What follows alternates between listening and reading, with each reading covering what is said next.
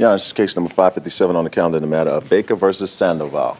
Parties have been sworn in. You may be seated. Ladies, have a seat, please. Miss Baker, were you and Miss Sandoval friends? Yes. Before you sold her this car? Yes, we were. Do you ever watch my courtroom program? Yes, I do. Didn't you ever hear me say, never sell a used car to a friend? Yes, ma'am. But you didn't listen. You didn't take me seriously. No, I'm sorry. You're never supposed to sell a used car to a friend and never make a loan to a friend, because that's the fastest way to lose a friend. You always end up enemies, and you're the bad one when you try to collect the debt. Okay, so you sold the car to Miss Sandoval. How much was the car? $3,800. You have a bill of sale? Yes, I do. I'd like to see it, please. I also have a contract. I'd like to see the contract, too.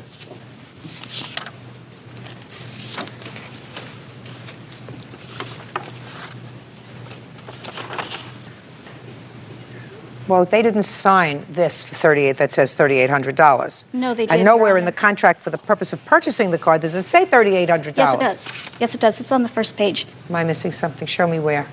Okay, no, I guess it doesn't. It does not. Okay. Well, let me tell you this. Usually a contract for the purchase of... Listen to me. My mouth is moving. Yes. Usually when you make a contract for the purchase of a something, what you list is the property being sold and the purchase price. Do you understand? Yes. Okay, that didn't say this. Okay, in our state, the buying party is not responsible to sign the bill of sale. But I also have where she registered the car and claimed $3,800 is what she paid for the car. So let's say $3,800, but remember this. Yes. In the future, if you sell anything, you have to put the purchase price in the contract. That's what the contract is about. Okay. What you're selling and how much you're selling it for. Well, Your okay, Honor, you purchased the car for $3,800. How much did you pay? I've paid a total of $3,912. I'm not counting, madam, what you claim as far as work for hire and working off some of the... Pay in cash was $912.50. $912.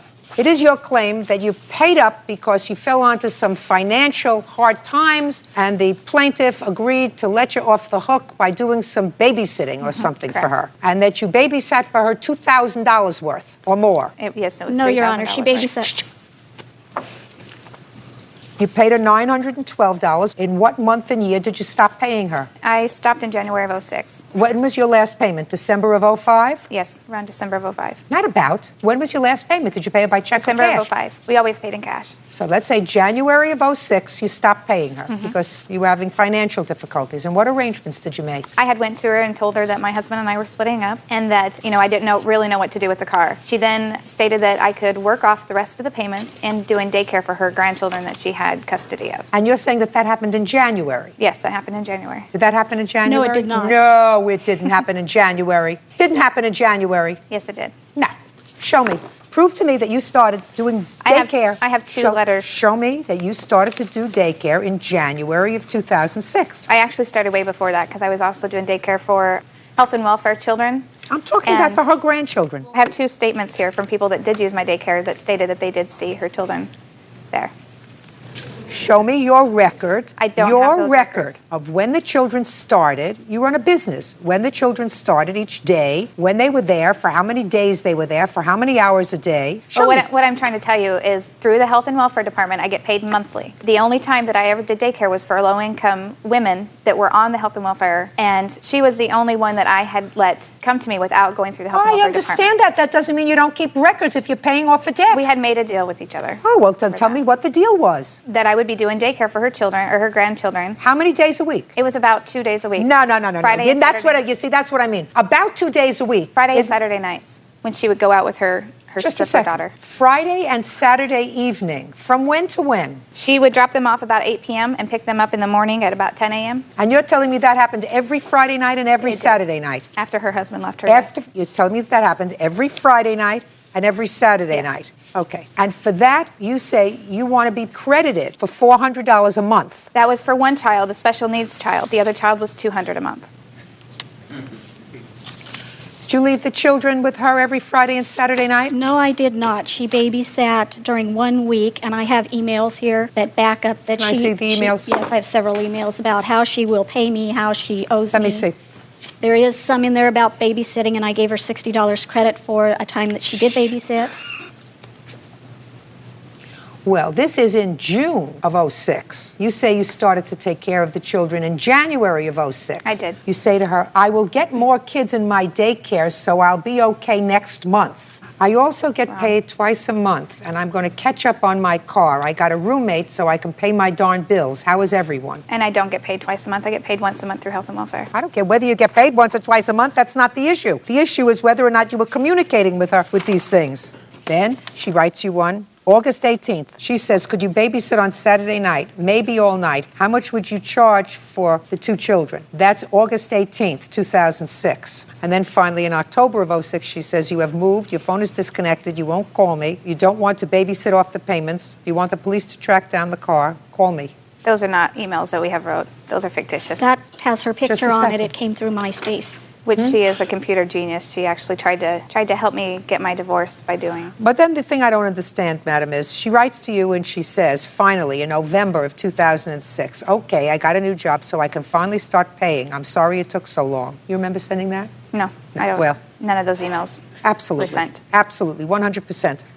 She says probably close to $1,500. Come over and pay what you can. And then, according to her complaint, she never heard from you again. Now, I want to tell you why these emails that she showed me were accurate.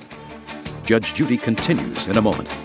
You had only paid her, according to you, less than $1,000. For all the daycare that I did do for her. No, she released the car to you because she was a good soul. And after that, you stiffed her. And later today, On the restraining order, it says that I am able to get my things out of storage. Why didn't you go get them? Because anytime I contact Mr. Turner, he constantly makes it a date type thing. real cases, real people. Judge Judy. Sandra Baker claims former friend Micah Sandoval owes for the balance on a Ford Taurus. Micah says she paid off the debt with free babysitting. Because she's suing you, not for the $1,500 that she says that you owe her, but she's suing you for $4,500 because she's added on late fees and whatever else. That's nonsense. So if she wanted to make up a story, she would have said probably close to $4,700. She doesn't say that. She says close to $1,500, which means she's giving you credit for $912 that you paid her in cash and for a whole lot of money for babysitting. No, ma'am, it was $1,500 up to that point. No, it says, how much do I owe? And you says probably close to $1,500. Oh, okay. That's what you say. Well, when you make up your own emails, you probably forget what you're writing. Oh, come on, Miss Sandoval, let me tell you something. When you buy a used car from somebody, you're supposed to pay for it. Now, usually if you buy a used car, you pay for it all at one time. She was very nice to you. She let you make payments. She not only let you make payments, but when you ran into some hard times, she said, you know what, we'll even lower the payments to $100 a month from $130. So we'll lower the payments so that maybe you could make those. You couldn't make those. Then you said, we'll do a little barter. But after a while, you got tired of bartering. You did barter some, because you did babysit some, and then you make up in your own mind, I babysat enough. You know, I really babysat enough. This is what the state pays me. This is what she's going to pay me. And then the car's all paid off. Not only is it paid off, but I overpaid her. She had released the title to me, which in Idaho, you cannot release the title unless it is actually paid for. When did she release the title? February of 06. Listen to me. In February of 06, you had only paid her, according to you, less than $1,000. Well, with our $500 down payment that we did also. So it would have been $1,500. Listen to me very, very carefully. You just said to me, before you paid for the car, she signed over the title. That's what you just told me. Well, I had paid all in cash. And then after that, I was just going to do the daycare. But you hadn't done it. So she released the car to you in good faith, right? For all the daycare that I did do for her. No, before you did babysitting for her, madam. I have babysat for her since No. her grandchild was little. Before you started babysitting for the 2 children, Friday and Saturday night, she released the car to you because she was a good soul. And after that, you stiffed her. Judgment for the plaintiff in the amount of $1,500. That's all. Step out. Parties are excused. You may step out. Not loan money to friends. I'll do what Judge Judy said. It's fine with me. People I don't want in my life. Not loan money to friends, not sell cars to friends. Keep friends as friends. And now the next case. All parties in the matter of Hartley versus Turner. Step forward, please. Victoria Hartley is suing her ex-boyfriend, Marcus Turner, for rent, the return of property, and harassment. Victoria says Marcus is obsessed with her. Miss Hartley, you and Mr. Turner lived together for a while. You had an apartment together. You left. Yes, ma'am. It is your claim that when you left, it was agreed that Mr. Turner would keep the apartment and pay the rent on the apartment. The apartment had been leased with a co-signer, a friend of yours. Is this your friend? Yes, ma'am. And it is your claim that Mr. Turner did not pay the rent for a month. The landlord came after your friend. Your friend paid the rent. You felt obliged to reimburse her for the rent because you and Mr. Turner were living together. together. You want Mr. Turner to pay you that money. Yes, ma'am. That's the first thing. Second thing is you claim that he has some property of yours in a storage unit that you want. And the third thing is you claim he's been harassing. Yes, ma'am. Mr. Turner says you moved out of the apartment without notice, so you can pay that month's rent, that you had plenty of opportunity to get your stuff from storage, and he's got a counterclaim, and his counterclaim's rather interesting. He wants you to pay for your half of the storage. That's ridiculous, Mr. Turner. You agree, don't you? You can't say you abandoned the property and wanted to pay for the storage, right? Well, if she wants her stuff back, I mean, I'm willing to give back her washer and dryer. That is not a problem. But, I mean, to come after me for 2 years now. Just a second. So you're willing to give her back her washer and dryer? Yes, ma'am. Perfect. I see how easily we resolve that. Washer and dryer for you. Is it in storage, sir? Yes, ma'am. Good. So you'll give her back her washer and dryer. Your Honor. What? There's also a box of items that my grandmother had given to me, which she has since passed away, that I would like back. What's in it? There are different water pitchers. In the box is also a home interior bride and groom that she gave me when I got married. You know where that is? I set that on her mother's back porch. I called her cell phone, so I just left a box on your back porch. You might want to go there. There was a couple kids across the street. They seen me, so. It's what you're telling me, Mr. Turner. You don't have the box. No, I dropped the box off at her mother's house. When? On the back porch. When? Not too sure what day, maybe a year and a half ago. All I want to know is you do have the washer and dryer. You say you don't have the box anymore. No, I do not have that. Doesn't have the box anymore. Now, Miss Hartley, listen to me very carefully. I read your complaint very carefully. There was a time that you went to court to get a restraining order against Mr. Turner. Is that correct? Yes, ma'am. On what date was that? Do you remember? October 2006. And you had already separated at that time. Yes, ma'am. Now, I've been in domestic relations courts for many, many years. When you go to domestic relations court, you are asked whether there is anything else that you need. And if you wanted to, you could have said to the judge, there is property in the storage room that I want, and he refuses to give me access to it. Did you do that? Yes, ma'am. Did you get an order to go and get your property? No. From the judge? On the restraining order, it says that I am able to get my things out of storage. So, why didn't you go get them? Because anytime I contact Mr. Turner, he constantly makes it a date type thing. Then what you do is you go back to court and say he's violated the protective order. You don't wait a year and a half and sue him for the property. Okay. It's been a long time. If you really wanted it, you would have gotten it. Now, on what day of the month did Miss Hartley leave the residence? Do you remember? July, March. July 19th, 2005. Did you pay July's rent? Yes, ma'am. Did you pay July's rent? Yes, ma'am. What about August? Did you pay August's rent? No, ma'am. I was moved out at the time. You can't be moved out half the time, No, I mean, Mr. like, Turner. there was 2 weeks left on the lease. She moved out, like, at the middle of the month. I just stayed because it was paid for. When did you leave, Mr. Turner? The end of the month. End of July? Yes. And when was the lease up? August? So there was a month left on the lease. I believe so. Now, when the two of you separated, what arrangements did you make as far as staying in the apartment, Mr. Turner? I told her I would finish staying the 2 weeks and just move out slowly. She did not have a problem with it. And Did you say, I'll finish moving out in 2 weeks, or I'll finish moving out when the lease is over? No, I move out in 2 weeks. What did he say? When I told him I was leaving, I said, what do you want to do about the apartment? Do you want me to contact the manager and tell her I'm going? He says, no, because I don't know where I'm going to live right now. I'll take care of the apartment complex. I said, are you sure? Are you going to live with your grandmother? Are you, do you have a place to go? He said, right now I don't want to live with my grandma. I'm just going to stay here till I find a place. I will let the apartment complex know when I leave. I will handle this. Sounds right to me, Mr. Turner. No, ma'am. Because I told her... Did you pay anything for the month of August, sir? No, ma'am. Well, you have to. You had a lease. Who did you expect? It was month to month at that time. The 4-year lease was up, and it was month to month. Oh, so you just had to give them a 30-day notice? Yes, ma'am. Did you give them 30-day notice? I didn't. No. Well, but you were the last one in the apartment. Yes, ma'am. Because I thought she was going to give it. I never told her not to. Right. Well, or... how much was the rent? I believe at that time it was $570 a month. Well, how much did you pay? Sandra O'Reilly ended up paying the apartment complex. They wanted $804. There was some damages to the apartment. They had to replace the bathtub. Just a sec. You lived there for a year? Mm-hmm. Good. So you pay $400, he pays $400. That's for August's rent. You didn't give 30 days notice? He didn't give 30 days notice. If I would have known he wasn't going to say anything to the apartment complex, I would have paid for at least half of August. Well, that's what you're doing. You're paying for half of August. And he's paying for half of August. All right. What else? Even after the restraining order, Marcus has still called the store where I work at and the store I left from. I've had to transfer to 3 different stores, so he finally will stop calling. He hasn't stopped calling. He still calls the stores where I'm at. What do you call her for? I do not call her. I don't know where she lives. I don't know where she works. I have no idea what her phone number is. I can't call somebody if I don't know where they live, where they work. Do you have any proof of his calling? Yes, ma'am. You Let's want see. the records before or after the restraining order? Let me see the records after the restraining order.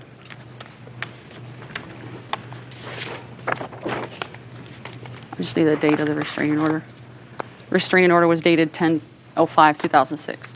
The highlighted ones are the past stores that I've worked at. How do I know they're coming from him? If you look at the top of the bill, it'll say his name and his cell phone number. How did you get these? I sent an email to Sprint and told him I was taking him to court and wanted phone records. Is your phone number 810? That was one of the stores I was at, yes, ma'am. Whose number ends in 3753? That was the store I went to in July, and then he had come up to the store and said he was somebody else, left his cell phone number, wanted to know was I dating anybody. I don't see why he has to keep calling the stores where I'm at, asking about me, driving past my house, if he doesn't have any of my items except the washer and dryer in storage. Why do you call her? I do not call her. Well, you did. These are your phone records. There was a time that I did because we was working. These are your phone records. All right. December and January. Clearly, you made phone calls to her places of employment. There's no reason for you to call her places of employment. Do you understand? Yes, ma'am. Don't call her anymore, sir. Okay. You want to tell me in 10 seconds about your counterclaim? No, you done dismissed it, so. I didn't do that yet, but I'm going to. I hear for like a year and a half, she did not want her washer and dryer. Now she's coming back for it. I think she's owes me half the storage. I mean, it was in there. I gave her 4 opportunities to let her come get it. My one witness. Listen to me. Mr. Turner, I don't know why she's here, sir. I have no clue why she's here. She's going to get her $400 for your half of the rent for August 2006 because that you should have paid. Neither one of you gave 30 days notice. She didn't give 30 days notice. You didn't give 30 days notice. True. If her friend who co-signed for you had to come up with that money and she reimbursed her friend, it's only reasonable and fair that you be the responsible. No, very true. Okay, the washer and dryer is laying in storage. She wants it. Yes. You give it to her. The two of you never had an agreement that she was going to pay for the storage. There was never a contract that she was going to pay any part of the storage. That's why your counterclaim is dismissed. Okay. Do you understand? Thank you very much. Goodbye. Good luck. Have a happy life. Parties are excused. Yeah, this is case number 514 on the calendar in the matter of Torres versus Semino. Thank you. You're welcome, Judge. Parties have been sworn in, Your Honor. You may be seated.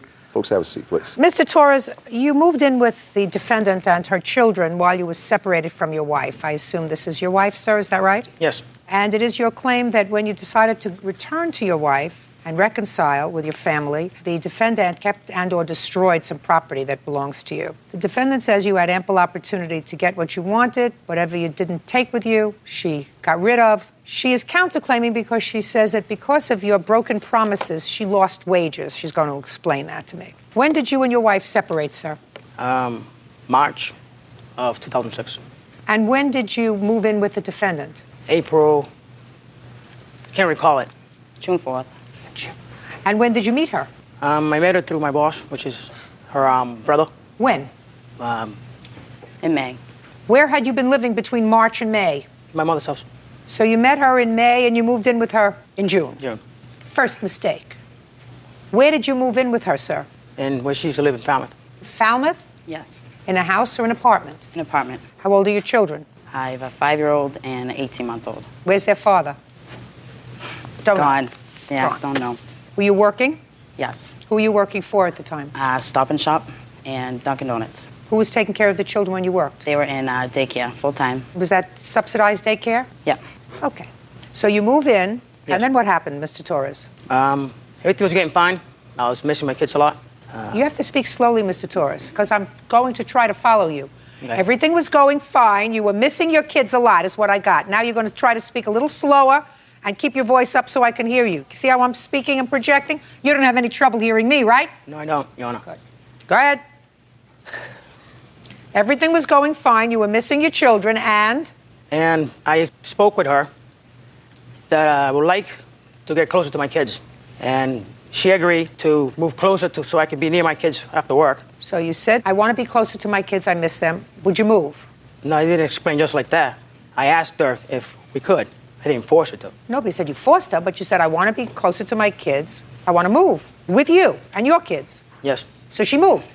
We did. How far away from where she was living did she move? I don't know the exact mileage. Time, 15 minutes, 20 minutes, no. a half hour? About an hour. An hour? 45 to an hour. So her children also were taken out of daycare? Yes. And she didn't have her jobs anymore? She had transferred. What do you mean she transferred? What does She that transferred her first job that she first had. In Dunkin' Donuts, she couldn't get transferred. And then she transferred her kids' daycare vouchers over to a new one in town. So she relocated her whole family because of you. And when did she do that? We moved in December 1st. 12/106. So between June and December, you and the defendant lived together. Yes. And in December, you relocated this family to be closer to your children. Yes. And then what happened, Mr. Torres? I receive a Christmas postcard from my wife and kids. She takes my picture with my kids on it, my wife, and cuts my wife's face off and posts it on the fridge. And from there, everything went downhill. So when did you move out? I moved out before Christmas. It was like December 22nd, 2006. So she lived in this new location close to your children for 3 weeks with you? Yes. So what are you suing for, Mr. Torres? Just all my personal property. Like what?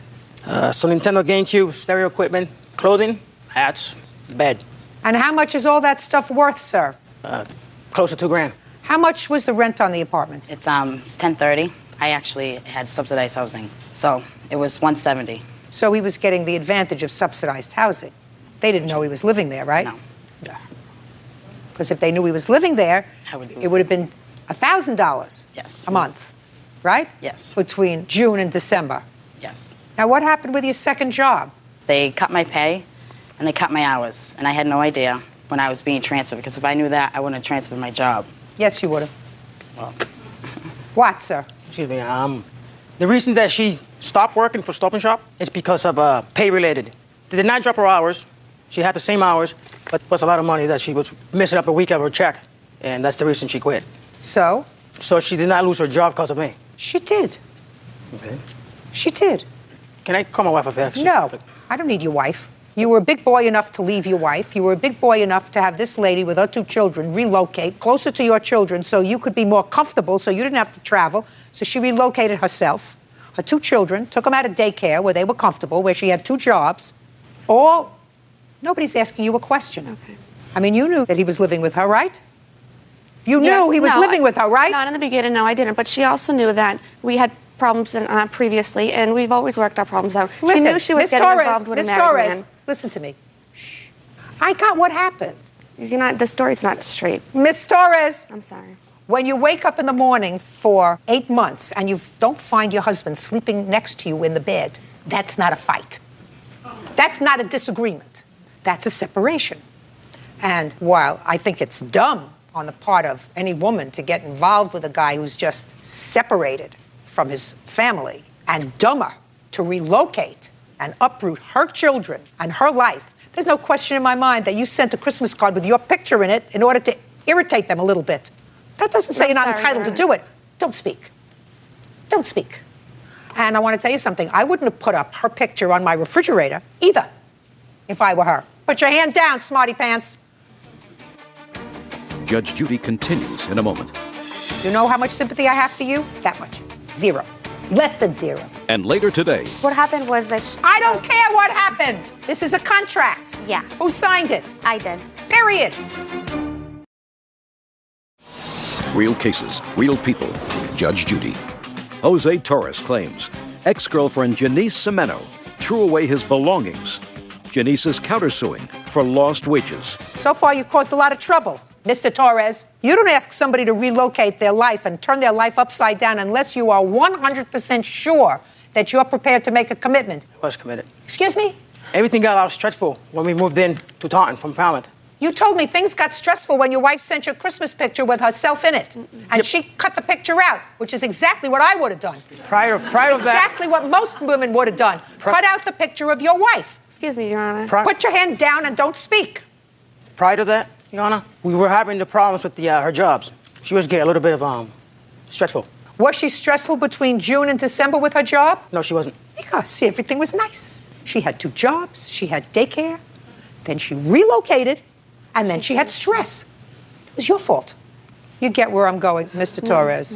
No, I don't. Well, and I'm sorry. I'm sorry for you. I'm sorry for your wife. I'm sorry for your children. You should get where I'm going. Bird gets where I'm going. The 50 or some odd people out here get where I'm going, sir. And if you don't get where I'm going, there's something missing up here. Now, what happened to his property? I called him for my sister's December 23rd, and I said, you need to come meet me if you want your belongings. He said, I don't want them. You can throw them away. You can burn them. I don't care what you do with it. So I got rid of all his clothes, his hats, because what do I want with it? When did you get rid of him? Most of the stuff was on that day. I got rid of it. Okay, because you were pretty angry. Yes. So whether he told you to get rid of the stuff or he didn't tell you to get rid of the stuff, you would have gotten rid of the stuff anyway. Exactly. Right. Yes. Okay.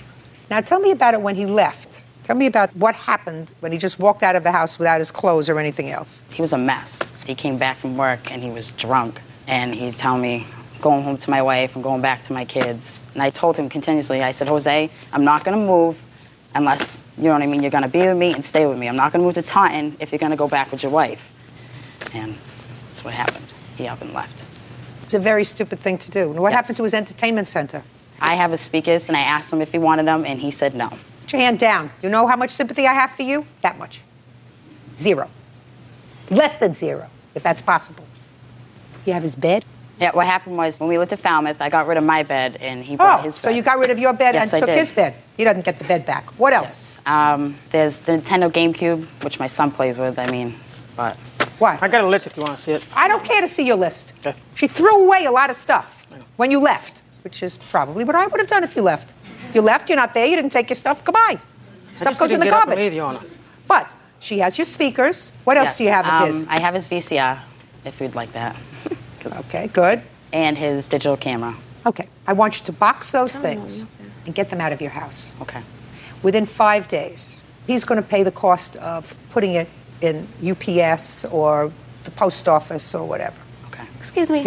I really need to speak because he did not get the story out the right way. He's very nervous. He doesn't know exactly what to say. He was buying back his own property. She did not offer to give it back to him. I don't care whether she offered to give it back to him or He offered not. to give her money. She checked off that he could get his own property with police escorts, and we went, and she said she threw it away. Good.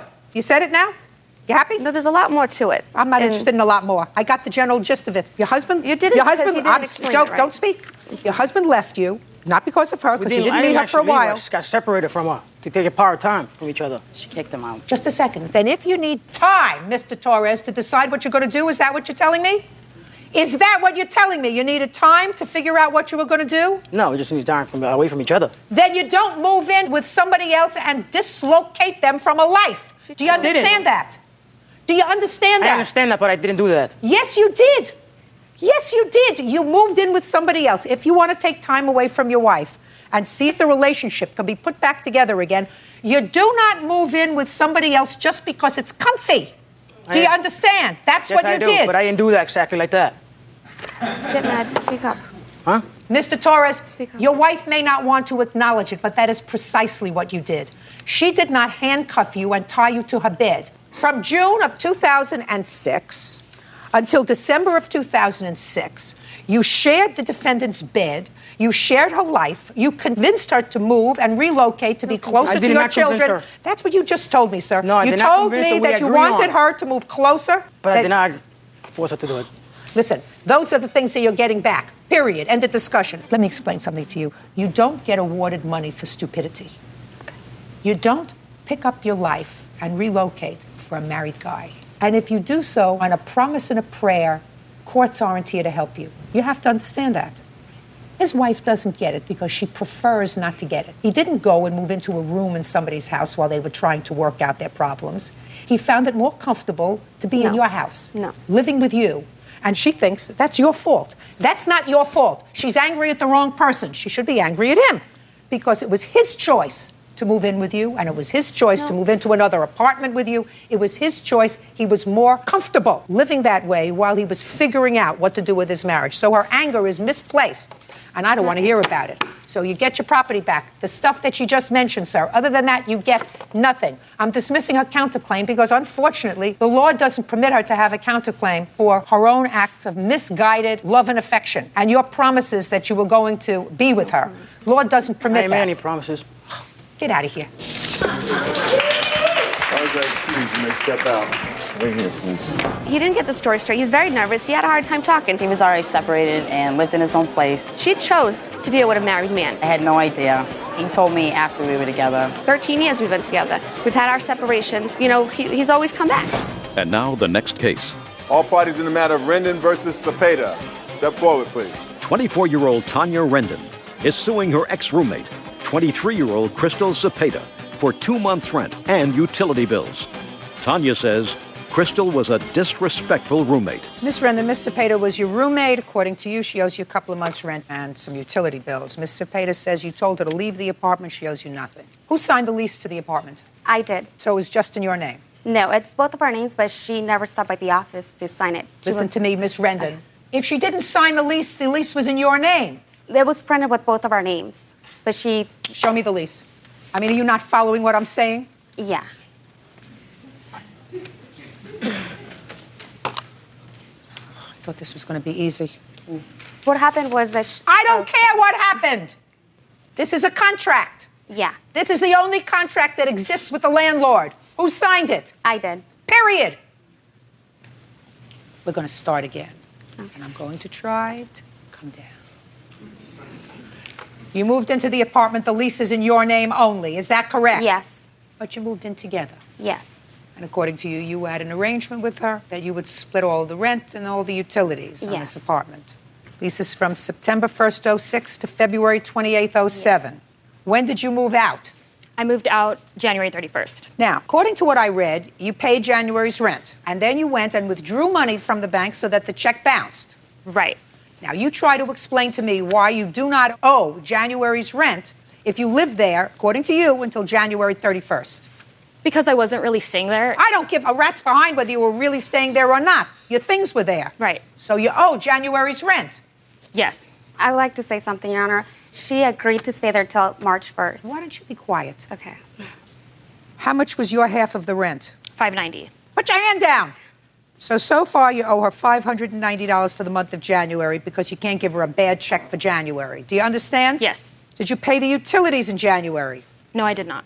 How much are the utilities in January? January only. January, they're $90 a month. So far, that's $680. Now, according to you, she also owes for February. Now you can tell me why she owes for February when she moved out January 31st. When she first moved in, the agreement was that she was going to pay $590 a month until March 1st. It was a 6-month lease. Throughout that time, she kept paying her rent late. She also was very disrespectful to the point that she had people have sex in our apartment with me there. Wow. Tell me about February, because so far you haven't told me about February. I couldn't find a roommate. Obviously, I had to come up with the money to cover for February because she just pretty much left. She didn't even bother cleaning the room. She says that you told her to leave. Is that right? 2 weeks before the end of January, she told me that she had found a new roommate that would be moving in in the beginning of February. Who that was? She told me a girl that she found on Craigslist would be moving into the apartment. So you decided to terminate this roommate relationship yes. well prior to January 31st. Yes. Because you had discussed moving out. Right. You say it was her fault. She says it's your fault. It was clear from reading the complaint and answer that the two of you did not have compatible lifestyles. Right. All right. Go ahead. So in January, at the middle of January, I decided, I guess I don't have a choice. She notified me that I would have to be leaving the apartment because she found a new roommate, and so I decided, okay. Where did you find this new roommate? She was a friend of my ex-roommate, one of my ex-roommates. And when did she move in? She moved in March 1st. So you had to cover the rent yourself in February, yes, right? Yes, I did. That's too bad. She owes you $680 for January. Anything else? No. Anything else? The bills, I mean, she didn't pay for the bills for January. $680. Get over it. That's all. Parties are excused. You may step out. She was there for me at a really hard time in my life, and that's why it just sucks that this all happened. Very disrespectful, bringing people, This is case number 515 on the calendar in the matter of Smoot versus Bambino. Parties have been sworn in, Judge. You may be seated. Ma'am, have a seat, please. Ms. Smoot, you and the defendant were dating, according to your complaint, and you loaned him some money. Yes. Mr. Bambino acknowledges that you gave him money, but he said it was just that. It was a gift. There was no indication when you gave him this money that you expected repayment of the money. You were sort of helping him out at a time that he needed to be helped out financially. He's counterclaiming because he says that in a fit of rage, you damaged his car, his clothes, and he also believes that you harassed him. That's his counterclaim. So tell me when you met him. I met him in August of last year. And when did you lend him the money? In December of last year. Tell me about it. John had lost his job, and he couldn't pay his rent. When did he lose the job? November. What kind of job did you have, Mr. Bambino? Car salesman, ma'am. How long did you have that job with that company? 7 months. Before that, where did you work? As a correction officer for the state of New Jersey. How long were you working there? 15 years. Go ahead. In December, I was coming into some money through a lawsuit, and I had extra money, and, he asked me to lend him his rent money for the month of December. And that's what it was. I lent him the money. How much was it? It was $1,200. $1,200 for rent. Go ahead. And one bill is $452.07. What was that for? A home entertainment system. Who bought a home entertainment system? That system? I bought for him, that he was supposed to pay me back for. No. Miss Smoot. listen to me carefully. If somebody doesn't have money to pay his own rent, then you don't buy him a home entertainment center and expect him to pay you back. You're not a baby, right? Right, Your Honor. What else? Cable bill, $100. I have a check that he wrote, that I gave him a blank check to take to the doctors that has his name in the memo for $80. Did she give you a blank check to pay a doctor? Yes, ma'am. What else? A gas bill for $100 in December. $100 even? Well, his gas bill is way more than that, but I only paid $100 on it. Go ahead. 2 checks for food, one for $87.40 and one for $42.71. Made out to whom? To Acme. Did you use those 2 checks? No, No, ma'am. I wrote them. He doesn't know you for that. Okay, What else? that's it. Okay, Mr. Bambino. Ball is in your court, sir. Where are you working now? Chevrolet 73. So you're back to work? Yes, ma'am. Fine. So Ms. Smoot says that you said, if you pay my rent, as soon as I get a job, I'll pay you back. You say that's not true. Tell me what happened, Mr. Bambino. By the way, how old are you, sir? 43. Have you been married? Yes, ma'am. You have children? I have 2 daughters, How old are they? 17 and 24. When did you last live with them? I have custody of my younger. Actually, I've had custody of both since my divorce in '98. I have custody of my youngest now. So how are you supporting the children? My mother helps me out, but I mean, I just ran into a tough time between, like, let's say the Monday before Thanksgiving, and I started my new job January 5th. Right. So it was approximately 6 So weeks. what you're telling me is your mother helps you out. She helped me out in that particular time frame, yes, in the beginning of January. Go ahead, I'm listening. I met Tina, as she said, in the middle of August. We started the date. Would you try looking at me I'm sorry, yes, rather ma'am, than keeping sure. your eyes closed? It's I- disrespectful. I'm sorry. I met her in the middle of August at a club over in Philadelphia. Approximately 2 weeks later, she accused me of staring at a woman on the track. She told me to get in her Jeep. She started to give me a ride, which was the ride from hell. She just started driving down the interstate, doing approximately 70, 75 miles an hour, weaving in and out of traffic. But after that, you took money from her. No, well, ma'am, it's... Listen to me. After that, you took money from her. So I'm not interested in a I ride didn't from take hell. money. Yes, you did. She gave me the money, ma'am. That's not what I said. I said you took money from her. Yes. After the ride from hell, which would have put me in a different county from somebody like that, you took money from her. Yes. Right. Did you think that the story you were going to tell me was going to make you a sympathetic character? Not at all. Good. Let's get to the money. Come on. Oh, well, after several pretty bizarre things that Tina pulled between September and December, I tried cutting off the relationship several times. Tina's texts me 15, 20 times a day, calls me, begs me to let her back into our relationship, start our relationship over. Is this your child? No, ma'am. She's a witness in this factor. Tina, I let back in approximately 7, 8 times between September 1st all the way up to the February 11th. She just constantly says I'm cheating on her. You want to know something? You want to tell the sad story? Go on Dr. Phil. Right. I want to know about the money. The money. Tina would manipulate things and try to get me to let her back in. And after 3 or 4 weeks of constant texting me every day and please begging me to let her come back and start the relationship over, I did it several times. Tina... Bambino, listen to me carefully. Get to the money. I am. In December, she may be desperate and she may find something about you attractive. Mr. Bambino, I do not. I know that. You are 43 years old. You look every day of it. I know. And then some. And Mr. Bambino, and then some. I have children who are 43 years old, sir. That's not you. That's the first thing. Second thing is, let's get to the money in December. Excuse me, you date him? No. Perfect. Get to the money. All right, I let Tina come back over in early December.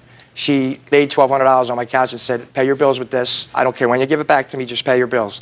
She insisted. I did pay. I paid my rent with it, of course. The other things, utilities, she paid $100 for the heating bill. Mr. Bambino, how do you think Miss Smoot knew that you didn't pay your utility bills and that you didn't pay your rent? How do you think? By communicating By you with telling me. her.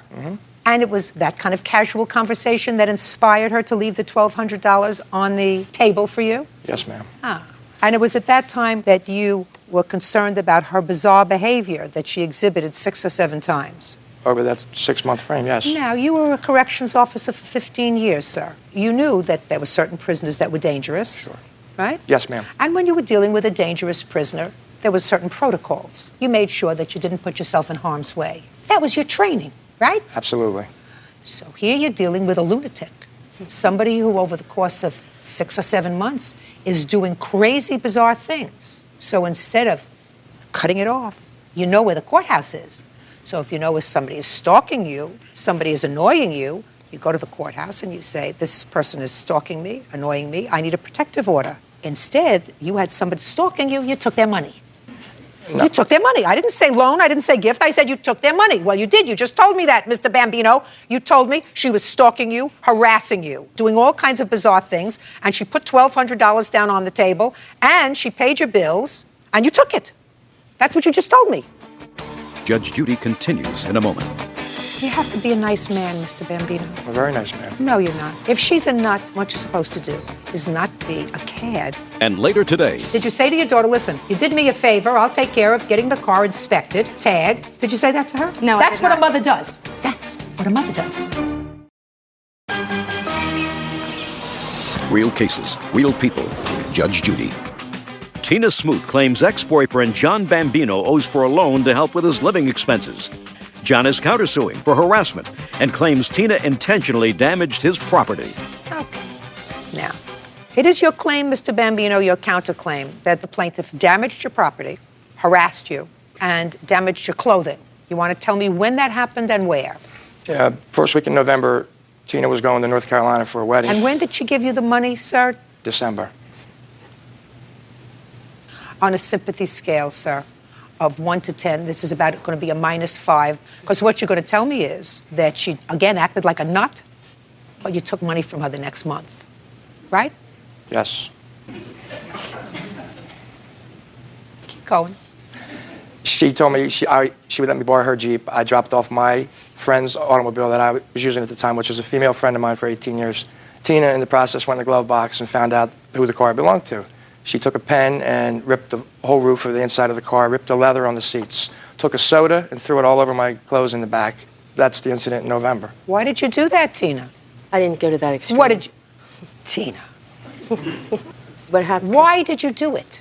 I didn't do that, Your Honor. Yes, you did. You did some of it. I called him and told him to bring my Jeep. What did you do to the stuff in the car? I poured soda on his clothes, that was all. You poured soda on his clothes. Is there a police report with regard to the damage to this friend's car? No, ma'am, but I have pictures. It's not your car. It's not my car. Did you fix the car? Not yet. Then you're not the person who can file this claim against Miss Smoot. That would be the car owner. Yes, ma'am. And as far as throwing soda on your clothes, So what? you owe $1,480. You have to be a nice man, Mr. Bambino. I'm a very nice man. No, you're not. If she's a nut, you're not supposed to take advantage of people who are not balanced. If you actually believe that Miss Smoot is not balanced, then what you're supposed to do is not be a cad and take advantage of her financially. You're supposed to say, I don't want your money. I don't want it as a gift. I don't want it as a loan. I don't want you in my life. I don't want that at all, because I don't think you're balanced. I think that you should take this money and use it well by going to see a doctor who will maybe give you some medication to help you feel better. Instead, what you did is you took advantage of her because you're not a nice person. Nice people don't take advantage of sick people. Judgment for the plaintiff in the amount of $1,480. Your counterclaim's dismissed. Goodbye. Parties are excused. You may step out. It was all a big joke to him anyhow. That's totally not the case. It's totally not the case. She thinks that something's going on between us. We're just co-workers. She's a little insane. She needs some medicine. That's what she thinks. I feel bad because she's not a bad person. She's got 2 beautiful daughters. First of all, I don't have 2 daughters. I have a daughter and a son. I'm not going to date women ever again. I will never let anybody take advantage of me again. I'm going to do a background check and, do what I got to do.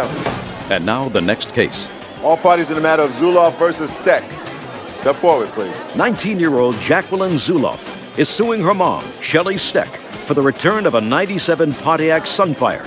Shelley says the car is titled in her name. Ms. Zuloff, this is your mom. Yes, ma'am. According to your complaint, you believe that your mom conned you out of a car. Yes, ma'am. Your mother says that she did, in fact, purchase it from you and paid you for it. Tell me about the car. When did you buy it? I purchased the car on February 9th, 2006. How much did you pay for it? I paid $400 for the car. Who did you purchase it from? It was a friend of my uncle's. What kind of car was it? It's a '97 Pontiac Sunfire. Okay. Now I'll hear your story. Okay. On July 31st, 2006, I went into labor with my daughter. How old are you? I'm 19. Are you married? No. Who do you live with? My father. Go ahead. We had contacted my mother while we were at the hospital. Her engine had blown up in her car. When she arrived at the hospital, she asked to borrow my car because that way she could come back when I actually went into labor. And you said, yes, you can borrow my car. Yes, I did. The agreement was 2 weeks. After my mother had borrowed the car, after the 2 weeks, we had talked again. And at the time, I wasn't working. What month was this? This was probably around the end of October, beginning of November. So she's had the car now August, September, and October for Yes, 3 months. So far, is that correct that you were using your daughter's car for 3 months? August, September, and 2 weeks of October. Okay. So she told me there was a couple things wrong with the car. Since I wasn't working, I couldn't afford to pay for it. And the insurance was $152 in my name. So she told me that if I signed the title and we put it in both of our names, that she could get cheaper insurance. She would, pay for it and give it back to me since I couldn't work and I had my daughter. Okay. So I went ahead, I signed the back of the title, and her boyfriend, George, he came to my house and picked up the title, and my boyfriend's mother had gone to bingo and met up with my mom, and that's when my mom had told her that I had sold her the car and that she wasn't giving it back. Did she ever give you any money for the car? No, ma'am. Who paid for the insurance the 3 months that your mother had the car from August, September, and October? My mom paid, but I had to pay for 1 month because I got a cancellation notice in the mail saying... Which month? I believe it was September. Did she pay you back for September's? No. How many months of insurance did you pay for, Miss Steck? Did I pay for it? 2. Okay. Now I'll hear your story. Okay. July 31st, my daughter went into labor. I was on my way to work when I got the phone call. A friend had picked me up to take me to work. She had called me and said she was in labor. My boyfriend had met me at the hospital where she was having the baby. I had asked if I could borrow the car so that I could come back and see her and the baby. I came back at 2 o'clock in the morning. I asked if I could borrow the car for a little while longer, and she said yes. So I took the car home. I let her know, I believe it was about 2.5, 3 weeks later, that I needed to keep the car a little longer. And you had been driving the car? Correct. Keep going. Okay. In September, I had noticed that Jacqueline's tags had expired on her car. I called Jackie, and I said, well, Jackie, you are going to have to get this car re-inspected because it is past the 60 days to put tags on the car.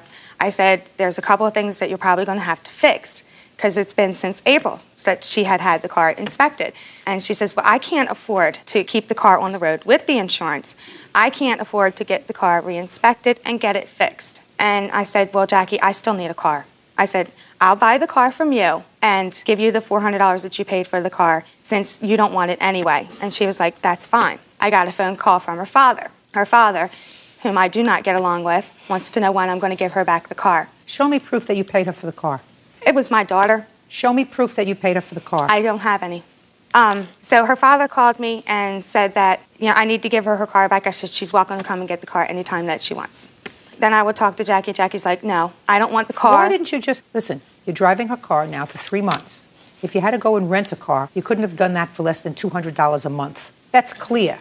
So why didn't you just say to your daughter, because I've been using your car for 2.5 months, and because it's not a new car, and if it needs things, it could be because of the way I drove it, the mileage I put on the car, I'll have it fixed, I'll have it inspected, I'll take care of it for you, honey. Thanks for letting me use it for the last 3 months. It wasn't 3 months, Your Honor. It was only for a month and a half. No, wrong. August, that's when you took it. September, and according to you, 2 weeks into October. That's 3 months. Because when you lease a car, if you only use it for 2 weeks, you pay for the whole month, right? That's what a mother does. Mother doesn't say, oh, this is a real good opportunity for me to get myself a good car. That's not what I did. That's exactly what you did. Did you say to your daughter, listen, you did me a favor, I'll take care of getting the car inspected, tagged. Did you say that to her? No, That's I did what not. A mother does. That's what a mother does. Where's the car title? The one in my name or the one in hers? The one in your name. Bird, figure out where she signs that title back to her daughter.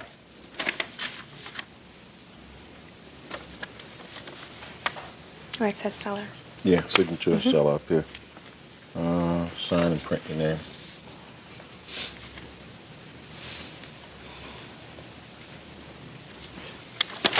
Give the title to the plaintiff, please, Bird. Go pick up your car, madam. Thank you. That's all.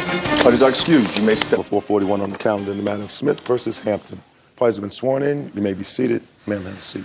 Mr. Smith, Miss Hampton is your former wife, and at the time you met, the defendant was pregnant. The child was born during your marriage, but you are not the child's biological father. No, ma'am. It wasn't born during the marriage. No, ma'am. When was he born? February 21st, 2001. And when did you marry?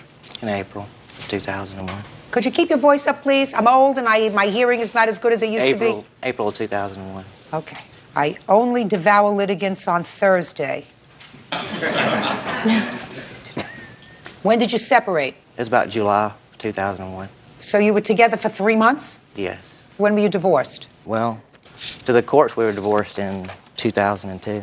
So you lived together as husband and wife for 3 months? Yes, and ma'am. the boy was born prior to that, but it was both of your understanding that this was not your biological child. Yes, ma'am. According to your complaint, you were incarcerated off and on from 2001 to 2003. Yes, ma'am. During that time, Ms. Hampton obtained a divorce, named you as the child's father, and at some point you were ordered to pay child support. You were not present in court. Yes, it was ma'am. a default. I don't know whether you were in jail or out of jail. Were you in jail or out of jail when there was a default? I was in jail. Had you been served with the papers? No, ma'am. In any event, subsequently, when you got out of jail, you went to court and you had the child support order stopped. But in the interim, money was deducted from whatever salary you had. Yes, ma'am. So you want that money back. Yes, ma'am. Ms. Hampton said that you were aware of the fact that you were not the child's biological father. You agreed to assume responsibility for his care. Your name is on the child's birth certificate. Is that correct? No, ma'am. Is not? No. He was in jail at the time Tyler was born, so he was not able to sign the birth certificate. Let me ask you this question, Ms. Hampton. Why did you, in the judgment of divorce, name Mr. Smith as the child's father? I told my lawyer that he wasn't the father, but he had claimed responsibility. And my lawyer said that since we were living together before the child was born and afterward, and that he wanted my son to have his last name, that he was responsible for it. Well, all of that is supposition on your lawyer's part, if in fact he told you that, because A, he had not signed the birth certificate, B, he had not claimed responsibility, and more importantly, according to the timeline that both of you gave me, you were married in April of 2001, and less than 3 months later, you separated. So this commitment that he made to your son was of short duration. Then he was in jail. Who was the child's father? His father's name is Mike. Is what? Mike. Mike. And did you notify Mike that he has a son? He knows, but we have no contact with each other. Well, who supports the boy? I do. And how long have you done that? Since he was born. Good. Then why did you pursue Mr. Smith for support? I had quit working after I had my second child, and I went through family assistance, and they went after child support. So you went on welfare? Yes, ma'am. After you had a second child with whom? His name is James. Shh. Now, where does James fit in this picture? Why didn't he support his child? He does now, but we had broken up for a time due to a disagreement. We were both working and going to college, and he wasn't there when she was born. So is what you're telling me that the state pursued the issue of support? Yes, ma'am. Did you receive any of this money, or did it all go to welfare? Part of it went to welfare, and then I received the other part. Well, do I have any indication of how much you received for the child support as opposed to the state? I have none of that paperwork. The HR. Do you? No, ma'am. Just what I paid in child support. Listen, Mr. Smith, there's a problem, sir. My sense is that whatever you paid in child support, a part of that went to the state. Yes, ma'am. Not to her. I don't know how much that was. What were you in jail for, Mr. Smith? Probation violation. That's not a crime. Yes, ma'am. It was breaking and entering a vehicle. Burglary. Yes, ma'am. How many times? One count of that. Yes, ma'am. One count to cover how many charges, sir? 5. You know, you think that these things just come to you? No, ma'am. There's experience there. You don't spend that much time in jail in this country with overcrowded prisons, unfortunately, for one count of breaking and entering into a car. But when you've been arrested a whole slew of times and you get a lawyer who says, look, we'll lump them all together, one count, how much time did you serve? I was placed on probation under youthful offender. And? And then I had a 3-year sentence if I broke probation. And did you? Yes, ma'am. How? Failure to report to my probation officer. Anything else? That should be it. That's it. You mean to tell me they put you back in jail for how long because you failed to report to your probation officer? Is that what you're telling me, Mr. Smith? Well, it could have been... And I don't want you to look over there. I want you to try to bring those eyes right back here. I got attempting to elude because I had... Attempting to elude? Yes, ma'am. Which means that you were running away from the police? Yes, ma'am. When they came to bring you in so that you could chat with your probation officer? Yes, ma'am. Now, when you were attempting to elude the police, how did you do that, Mr. Smith? I ran. How long did it take them to catch you? About 6 hours. So you were running pretty fast. How long have you been out of prison, Mr. Smith? A year and a half. Any trouble since? No, ma'am. Did you learn your lesson? Yes, ma'am. Judge Judy continues in a moment. And later today, I was just so distraught. She told DCFS that they were watching porno. My children told me that they were watching naked people on TV. real cases, real people. Judge Judy. Chad Smith says his ex-wife, Amber Hampton, falsely named him as the father of her child. He is suing her for the return of child support. The problem, Mr. Smith, is that probably a good piece of this money went to the state where you live because they were supporting her and this little boy. How much did you pay for the divorce, sir? I haven't paid anything. And are you divorced now? Yes. Okay, and you paid about $3,000 in child support? Yes, ma'am. You're going to have to consider that the cost of your divorce, sir. If you don't want to think of it as child support, think of it as the cost of your divorce, because it is impossible for me to determine how much money of the money that was deducted from your salary went to Miss Hampton and how much went to the state. And I certainly can't, although there's a basic unfairness about it, I certainly can't say to her, you have to return the money to him when she didn't get it. So you made some mistakes in your life, sir? Yes, ma'am. This was just another mistake. Costly, unfortunate, but there's nothing that I can do to help you. Also, I had my lawyer fees where I had to take her back to court to get everything dropped. That's a different story. Let me see that, please.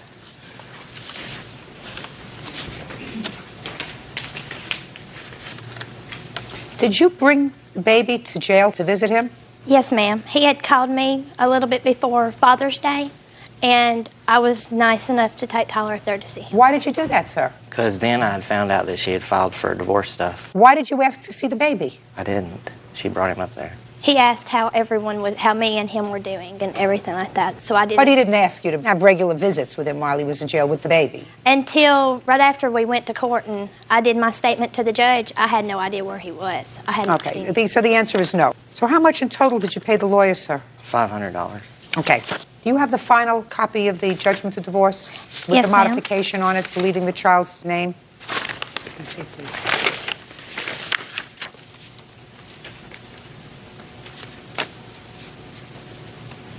Well, this talks about the child. It also says she don't know where I was during the whole proceedings, but she did because I got the letter from jail. But with that, I went to court on February 27th, before Father's Day. Of 2002? Mm-hmm. This judgment was filed March of 2002. Yes, ma'am. When did you find out where he was? It was right before Father's Day. I don't remember what the day How did you was. find out where he was? He called me. Was that the first time he had called you? Yes, ma'am. Is that right? Yes, ma'am. Well, the postmark on this letter is May of 2002. Yes, ma'am. What evidence do you have that she knew where you were? It's highlighted. Oh, it says here, I already knew you were here in jail and how you got caught. I had seen Chris in Walmart right after you were caught. Yes, ma'am. That was right before he called. Actually, I think it was the day he called me from jail. How much after you got caught, sir, did you call her? It was probably about 3 months. I believe you knew where he was. You all live in the same general vicinity? Yes, ma'am. Yeah, you knew where he was.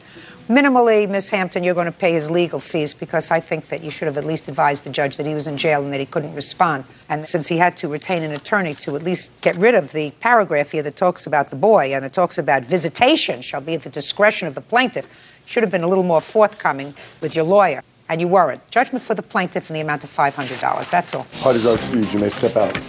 I just wanted to get on with my life and start my new family and everything. I just can't believe that he even got with her because she's crazy. Don't marry too many times. Be very careful who you marry. And now the next case. All parties in the matter of Jones versus June. Step forward, please.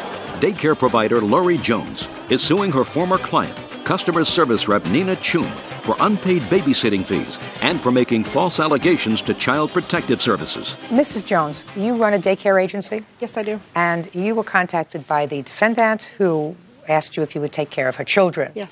You did for a short period of time. During the last week, according to you, she gave you a check and then stopped payment on that check. She later removed her children from your care. You want that check, which was $90. Yes. And also, it is your claim that she maliciously contacted the State Department of Social Services, who licenses you, and reported that children in your care were being given substandard care. And you want to be compensated for that because it put you out of business for a while. The defendant says that you did, in fact, give her children substandard care, and she is counterclaiming for all the money she paid you for her children's care and for punitive damages. Yes. Okay. Ms. Chum, how did you find Mrs. Jones? Well, I was looking for daycare for my children. How old are your children? They were 5 years old at the time. Twins? Yes. And I had seen Lori at some of the daycare meetings that I'd been to when I was providing child care. So I knew of her. Fine. And you needed somebody immediately. You brought the children over when? This was in July, on July 12th. And what financial arrangements did you make? They were going to be there for part-time, so she was charging me for part-time for the 2 children at $90 a week. And how many weeks were the children there? They were there for about 4.5 weeks or so. And how many weeks did you pay for? For all of the time that we were there. Well, the last check, what happened? I gave her the check on the Monday. Tuesday afternoon, I came and picked the children up as usual, and she wasn't there. Her husband was there, and I went and I said, where's Lori? And I was told that she had taken one of her children to a doctor. And I said, okay, but the children, as soon as my children sat down in the car, they told me that, Mommy, they were watching naked people on TV. Daycare provider Lori Jones says former client Nina Chum owes for child care fees and for making false allegations to Child Protective Services. Lori says Nina told authorities her husband was watching pornography while babysitting. Did you ask the children to describe what they saw? They just told me that there were naked people on TV. And to be honest with you, I was just so distraught. I didn't know what to think or what to do. I just drove home. Did you question them any further? I did ask if it was people on the beach, what was it, was it, because sometimes children may say that even people in underwear are naked. So I wanted to be sure, and they said, no, they weren't wearing anything. And so that really bothered me, and I just contacted DCFS on the issue so that they could investigate further. Okay, let's get to the 10th of August. Where were you? I watched her kids up until about 3:15. And then I took my daughter to the doctor, and my husband watched her kids for me the last half hour. Why didn't he take your children to the doctor? I just wanted to, so I just left them with him. Well, that was a mistake. Yes, it was. Is he a daycare provider? No, he's not. Then you made a mistake. You made a serious mistake. So the part of your lawsuit, quite frankly, that deals with punitive damages for reporting you to the state, I'm dismissing. If you have children in your charge and you've been licensed by the state, it is your obligation, absent an emergency, to take care of them. And you have absolutely no right to let your husband fill in. And this was a Tuesday at 3 o'clock in the afternoon. Is that right? Right. What was he doing home? He had the day off. I don't remember exactly why he was off that day. She told me he'd been laid off. So he'd been, most of the time when you go, he's around the house mowing or doing other things. Was he working at that time? I don't remember. He's been laid off on and off since August. He'd work a couple weeks, and they'd lay him off for a week, and then he'd work a month, and they'd lay him off for 2 weeks. It's been that way since August. Step up, sir. What were you watching on television, Mr. Jones? Captain Ron. It's a comedy. I brought a copy. Is there any nudity in that movie? It just shows it. No, there ain't no nudity. It shows them in bikinis and bathing suits. PG. PG-13. It's still not appropriate for children. Yeah, it is. Just it's a second. comedy. No, PG-13 is not appropriate for children. That means parental guidance, not to watch till you're 13. That's what PG-13 means, Mr. Jones. 5-year-olds watch G-rated movies, not PG-13, right? Right. I mean, it's a comedy to you. You think that these 5-year-olds understand the comedy? Mine does. Well, then they've been watching too many PG-13 movies. Well, I would be, Miss Jones, quite frankly, I would be pretty annoyed too. She told DCFS that they were watching X-rated porno. I did not tell them That's what he told me. What I said was the children told me they were watching naked people. Children That's don't porno. know the difference. Just a second. No. They don't know the difference No. between them. That's not pornography. That's watching naked people. What you did was, and I don't even know if that's what he was watching. So you made 2 mistakes. A, you made arrangements to take your daughter to the doctor at 3:15 in the afternoon while you still had work to do. It was not an emergency. B, if it was an emergency, then you let him take your daughter to the doctor and you stay home. And if the reason that you didn't let him take your daughter to the hospital was because you didn't trust his judgment. No, that's not it at all. Well, then there can be no other reason when you say, I wanted to, rather than let him take her when you had a job to do. The reason is either you didn't take your job seriously or you didn't trust his judgment in relaying to the doctor whatever ailment your daughter had. And if you didn't trust his judgment with regard to doing that, you don't trust his judgment with leaving him alone with strange children when he's an unlicensed, unregulated, untrained provider. And he's been doing nothing but sitting around watching TV all day. So he's probably had it up to here with kids. Counterclaim seeks the return of all your money So I'm going to give you an analogy of why you're not going to get all the money back. Okay. Let's say you've been going to a local restaurant for 2 years. One day you go there and you find a roach in your salad. And you say, I'm not paying for this meal. There was a roach in my salad, right? I would say you're absolutely right. You shouldn't have to pay for that meal. You say, not only don't I want to pay for that meal, I've been going there 2 years. I want all the money back that I spent in this restaurant over the last 2 years. Would you get it back? No, I So understand. I think that you were absolutely right to contact the state. I think that her actions in leaving the children with an unlicensed provider is inappropriate. I'm not exactly sure what he was watching on television. That's what the best concerns me. scenario is he was watching a PG movie, and he shouldn't have been with 5-year-olds. So your claim is dismissed. Understood? I do understand that. However, I was really, truly shocked, and it was offensive, I feel, to the children in her care, her own children, and to my children. Then why don't you tell the judge why you got your daycare license stripped from you? I didn't get my daycare license to me. stripped. Listen to me. It's not about her. Okay, that's offensive. Shh. It's not about her. It's about you. You did the wrong thing. And he did the wrong thing. She made a complaint, and she was justified in making her complaint. And if she was justified in making a complaint, it boggles my mind why you're suing her. That's all. Case is dismissed. Of Lewis versus Holyoke. Parties have been sworn in, Judge. You may be seated. Ma'am, have a seat, please. Miss Lewis, the defendant is your brother. Yes. According to your complaint, there was a time when he was living with you. Mm-hmm. When was that? The summer of 2001. And you claim that while he was living with you, he took, without your permission, a truck that you had on your property that was an unlicensed, unregistered vehicle. Yes. So far correct? It was a Ford Tempo, yeah. A car. A car? Yep. And he took the car, didn't have a license or something, got pulled over, the car was impounded, and you lost it. Yep. You want him to pay, according to you, for towing fees and impound fees, et cetera. And you also claim that he has a camcorder of yours. Yes. And that he owes you for a phone bill for during the time that he was living there. Yes, Your Honor. Your brother says a whole convoluted story, which I'm going to let him explain to me. When did he take the car? September 4th of 2001. Tell me about it. How did you know it was taken? Well, that morning he had woke me up and said he was going out to look for a job, and I said, fine, whatever. And we had stayed home all day, and later on he had called from the courthouse, and my witness had answered the phone, and he had gotten arrested for stealing it and for Stealing driving what? without a license. My car. Did you call and report it stolen? No, because he told me that he was going to, I was giving him the benefit of the doubt to come up with the money, because he said give him a couple of days and he would come up with the money.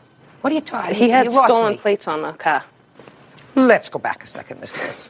You said he got pulled over for a stolen car?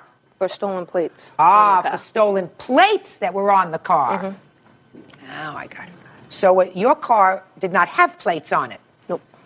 And according to you, you didn't know that he had taken the car that morning? No. How old was this car? It's a 1989. So it's not worth all that much money? We looked it up in the NADA retail book, and it was worth $1,500. So the car is taken to impound? Mm-hmm. What happened? I got a letter, a certified letter, that I had to go down there and talk to the people and either sign the car over to them or pay the storage fee and the tow fee. And which was how much? The tow fee was $75 and the storage was $880. Did you pay the fee? We had to sign the car over. I didn't have that money to pay the storage. When did you get the letter? October 3rd. Between September 4th, when he took the car, and October 3rd, why didn't you go get the car out? Because he was the one who was supposed to be trying to get it out, and he went to Fall River, and he was supposed to be getting the money and come back, and he didn't.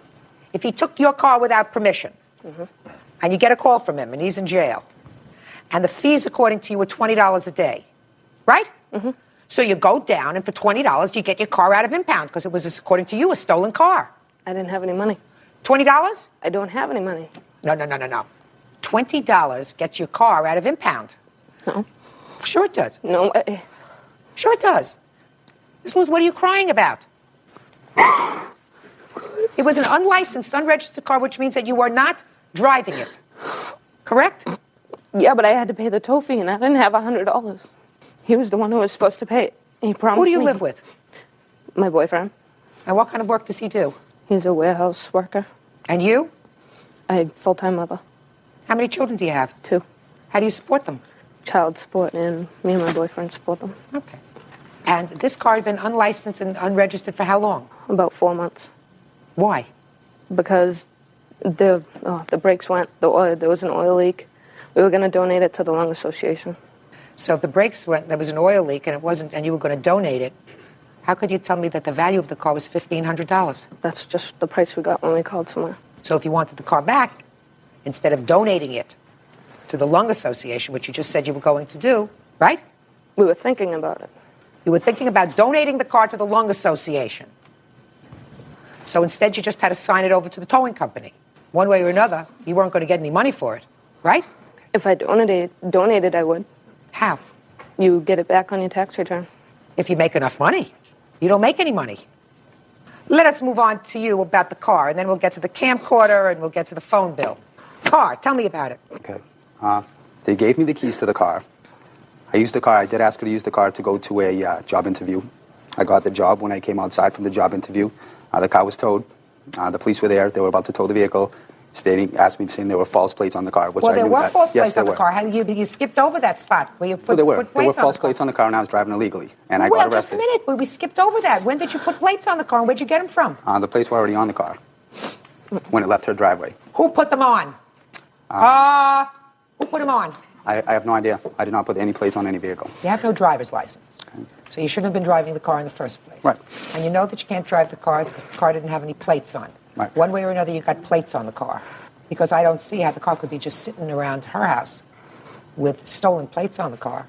Did you go to court with regard to the stolen plates? Yes, I did. What happened with that case? I had a $1,000 fine. So you pled guilty? Yes, I did. All right, I've just taken care of the car, Miss Lewis. You were going to donate this car that really didn't run to the Lung Association. You're not going to get the towing fees back for the car or the impound fees back for the car, which is what you're suing for because you didn't pay them. Now let's get to the phone bill. I did pay the tow fee. Show me. It's right here. Where did you have it towed to? I didn't have it towed. The police had it towed to A1 Affordable. You just told me that you didn't have the $75 tow fee. I didn't. I had to borrow it from my kid's father. Well, if you borrowed it from your kid's father, then if you would have borrowed the $75 and the $20 storage fee for one day, you could have gotten the car back. I didn't know where it was until about 3 weeks later. All you have to do is ask. Come on. You go down to the police station, you say they towed my car. My brother was driving it. He pled guilty. I want my car back. They would have given you your car back September 5th, just like they would have given you back in October. Real cases, real people. Judge Judy. Nicole Lewis says her half-brother, Robert Holyoke, stole her car, causing it to be impounded. Robert says he only borrowed it. All right, Miss Lewis, let me see the phone bill. How long did you live with your sister, Mr. Holyoke? Off and on just last summer for a couple weeks here, a couple weeks there. Did you ever pay her for your phone calls? I had never received any statement or anything in regards to any phone calls till I received the paper stating I had to appear in court. And it's a $250 tab, which she still to this date has not shown me anything as far as that they're my calls or any calls on her phone bill stating that they're my calls. When did he move in with you? The end of June, early July. Well, the first bill that you showed me is a bill from April 29th to May 28th. That was before. He was there for a week, and then he left and went back to Fall River, and he came back. He kept doing that. He kept staying at my house and then going back to his kid's mother and then coming back to me every time she kicked him out. You know anybody in Fall River? No. May I say something else? All the calls that may be listed on there to Fall River may not be my calls because there's more to this issue here in regards to another person who makes phone calls from her house, who is an ex-girlfriend of mine, who I have a restraining order on, calls me from her house, calling Fall River at unlimited amount of times to neighbors, calling out there trying to find me in search of me. You have a restraining order on her, but you hang around with her every day. I don't. What's your... Yes, you do. How much do you think you owe her? I'm not sure, Your Honor. If you have the bill with... Take a look. Regardless of the two numbers that I stated, that's what I would owe.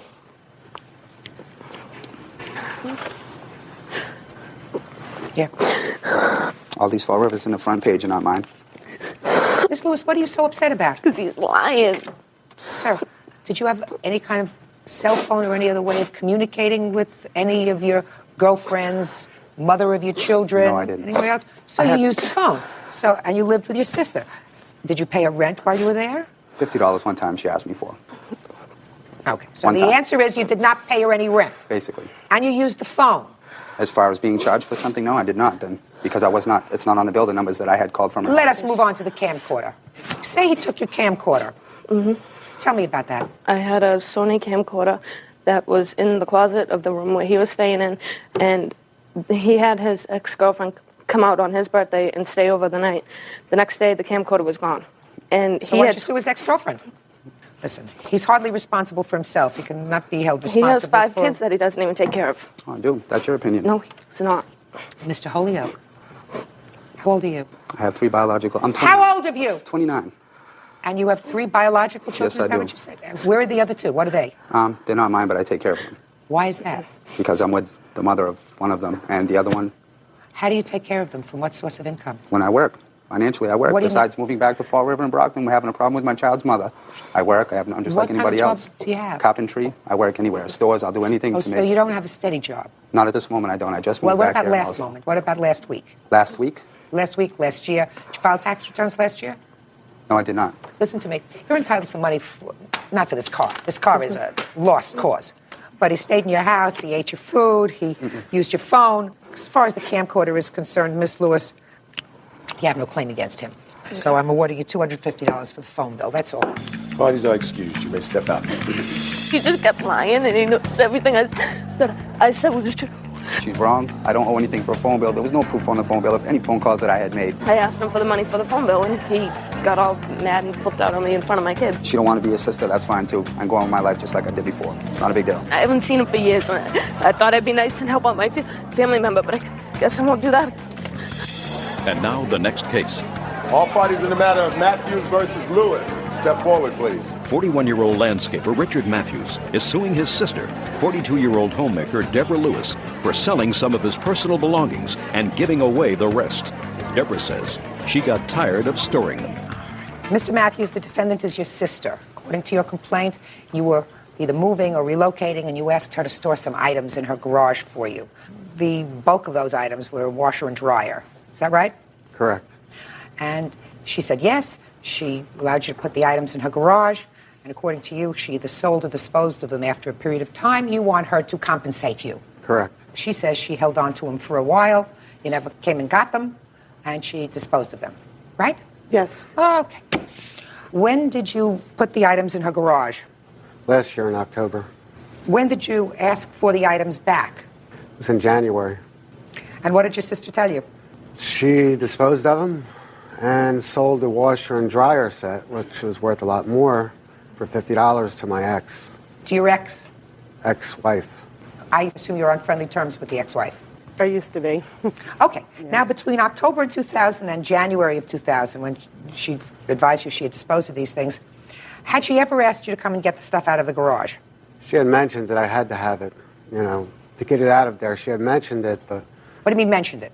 Said you should be getting it out, you should be getting it out of there soon. When did she say that for the first time? Early January. Is that right? Yes. And when did you dispose of the stuff? In January. Why? Because he wasn't coming to get it. I was tired of looking at it. I wanted it out of my garage. Did you send him a letter? No. Did you give him a date by which he had to get it out? No. Why not? Were you angry with him? Yes. About what? Because hearsay that he was talking about me from an ex-wife said that he was saying things about me. So I got mad and got rid of it. So you sold it to the ex-wife because she gave you this bit of information? Yes.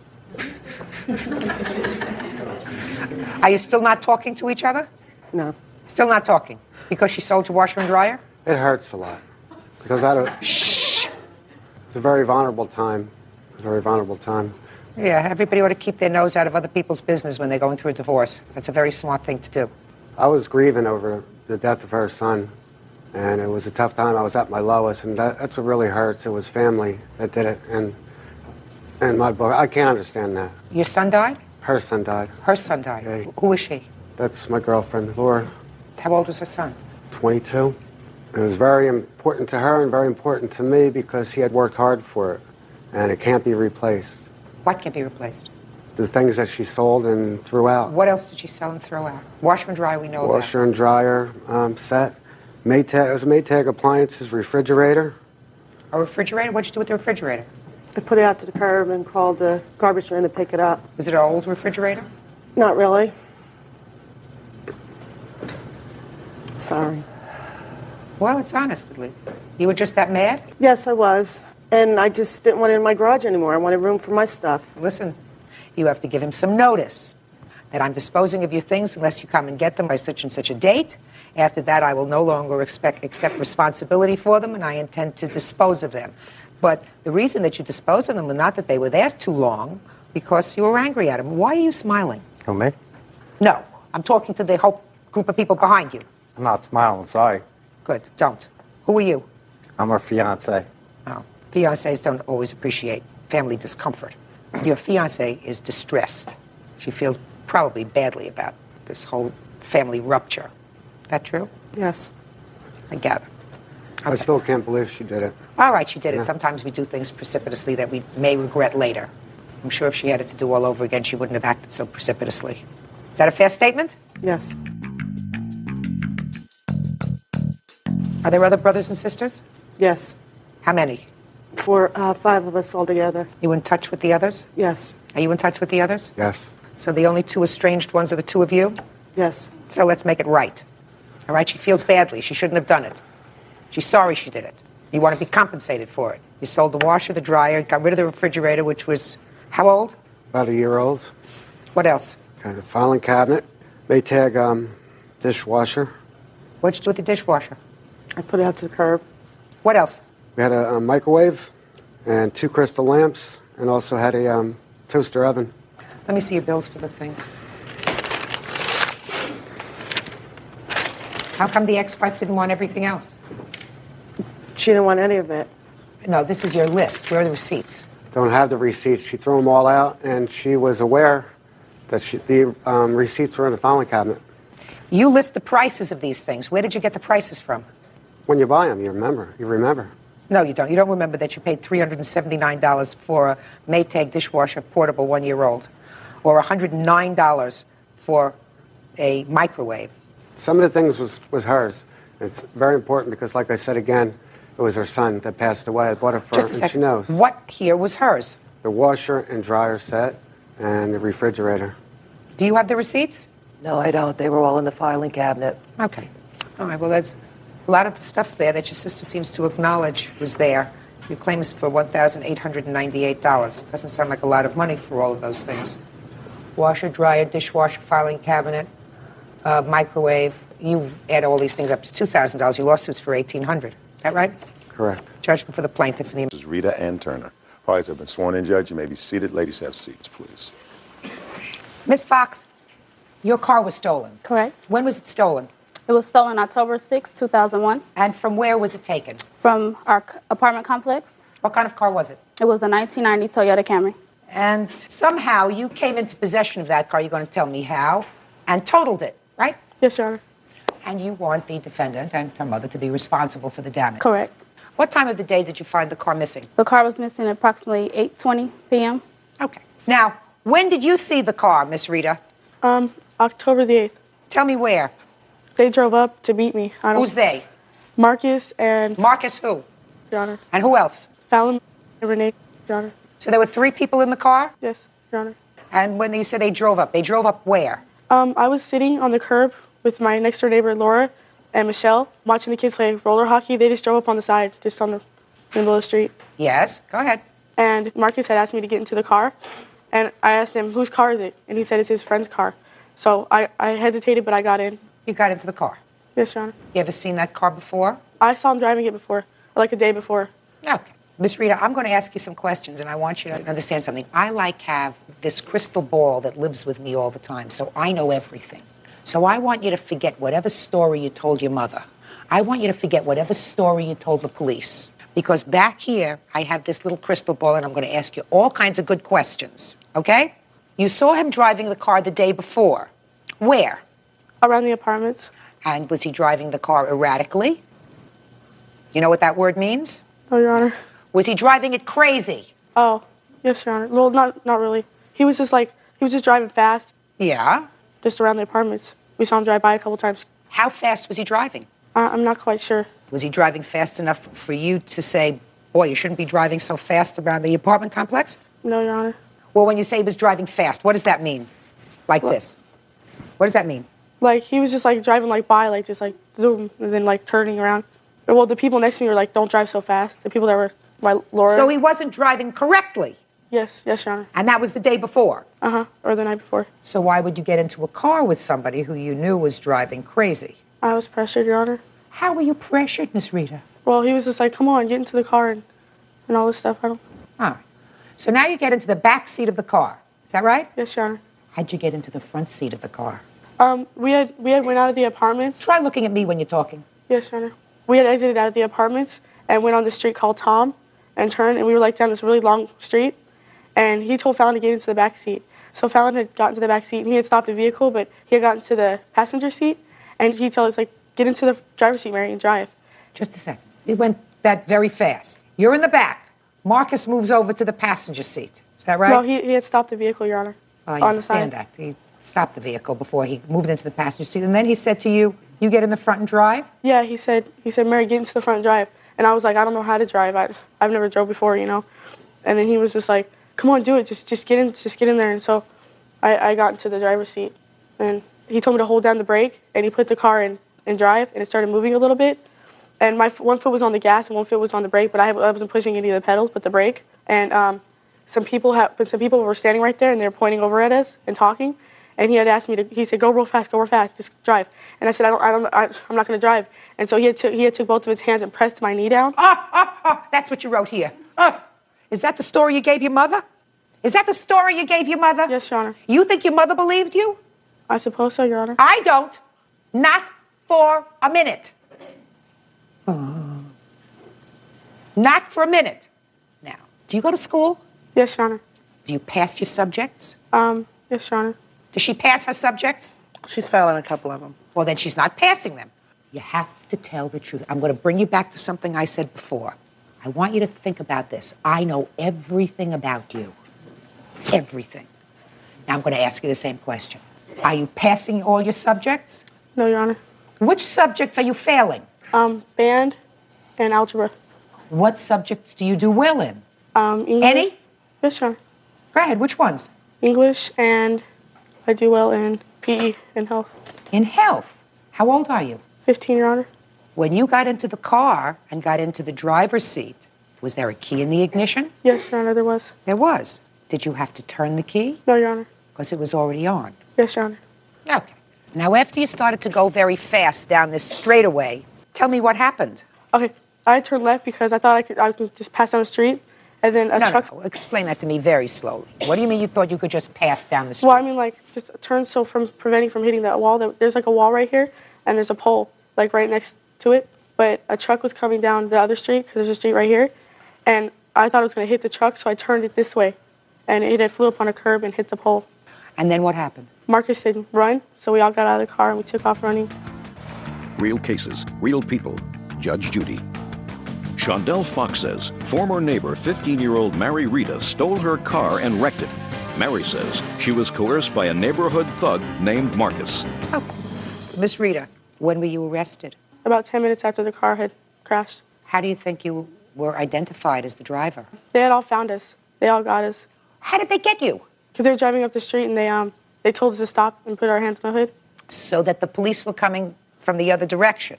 Yeah, there's like a street right next to the street. Okay, and you're running, you and your 3 friends. Is that right? No. Marcus took off the other way. He got away. He did? Did they ever arrest Marcus? No, Your Honor. Really? Is that right? Correct. And where does Marcus live? I don't know, Your Honor. Try think very, very hard. Where does he live? I don't know, Your Honor. Approximately, where does he live? I suppose the house is next to the apartments. That's where he always walks. I don't know. Used to when I knew him. What do you mean? You used to when you knew him? I don't see him anymore after the accident or anything. Well, didn't you call him or have your mother call him after this incident happened and say, listen, you really had possession of this car. Why don't you come forward? We didn't know his full name. I didn't know. She said she didn't know. Well, now she says she knows. I made her go to the library at the school and look up the last name in the yearbook. What school did he go to? Cheyenne High School, Your Honor. Did you ultimately give that information to the police? My husband did. Good. Okay. Now, can I see the estimates for the damage to your car? See how easy that was, Miss Fox? Yes, yeah. Now, I want you to tell me, Miss Rita, why you think you are not responsible for all the damage to the plaintiff's car. Because I didn't steal it, Your Honor. So what? You drove it recklessly. Yes. You drove it recklessly. And you want me to tell you, Miss Rita, you told your mother that the reason you had the accident was because Marcus took his hands and pushed it against your knee, forcing you to press onto the gas, which caused the accident. Is that right? That's what you told your mother. That's what you just told me. Yes, Your Honor. 2 minutes later, you told me that you were making a left turn in order to avoid a truck and a pole and a brick wall. You were making a left turn. You didn't say anything about Marcus holding his hands on your leg while you were trying to... Do I need you? Sorry. You understand? Yes, Your Honor. Now, if you want to go to the effort of having your parents find out where Marcus lives and suing him for his portion, if there is a portion, of the damage, if some judge believes that he was partially responsible for this, you're free to do that. Miss Fox doesn't have to chase down Marcus. You're the one who wrecked her car. What kind of punishment did you receive as a result of this? I got 247 hours community service and a $350 state fee fine. What kind of community service are you supposed to do? I work at municipal pools, cleaning. Have you started that yet? Yes, Your Honor. How many hours? I've done 123, I believe. Can I see your photographs of the accident, please?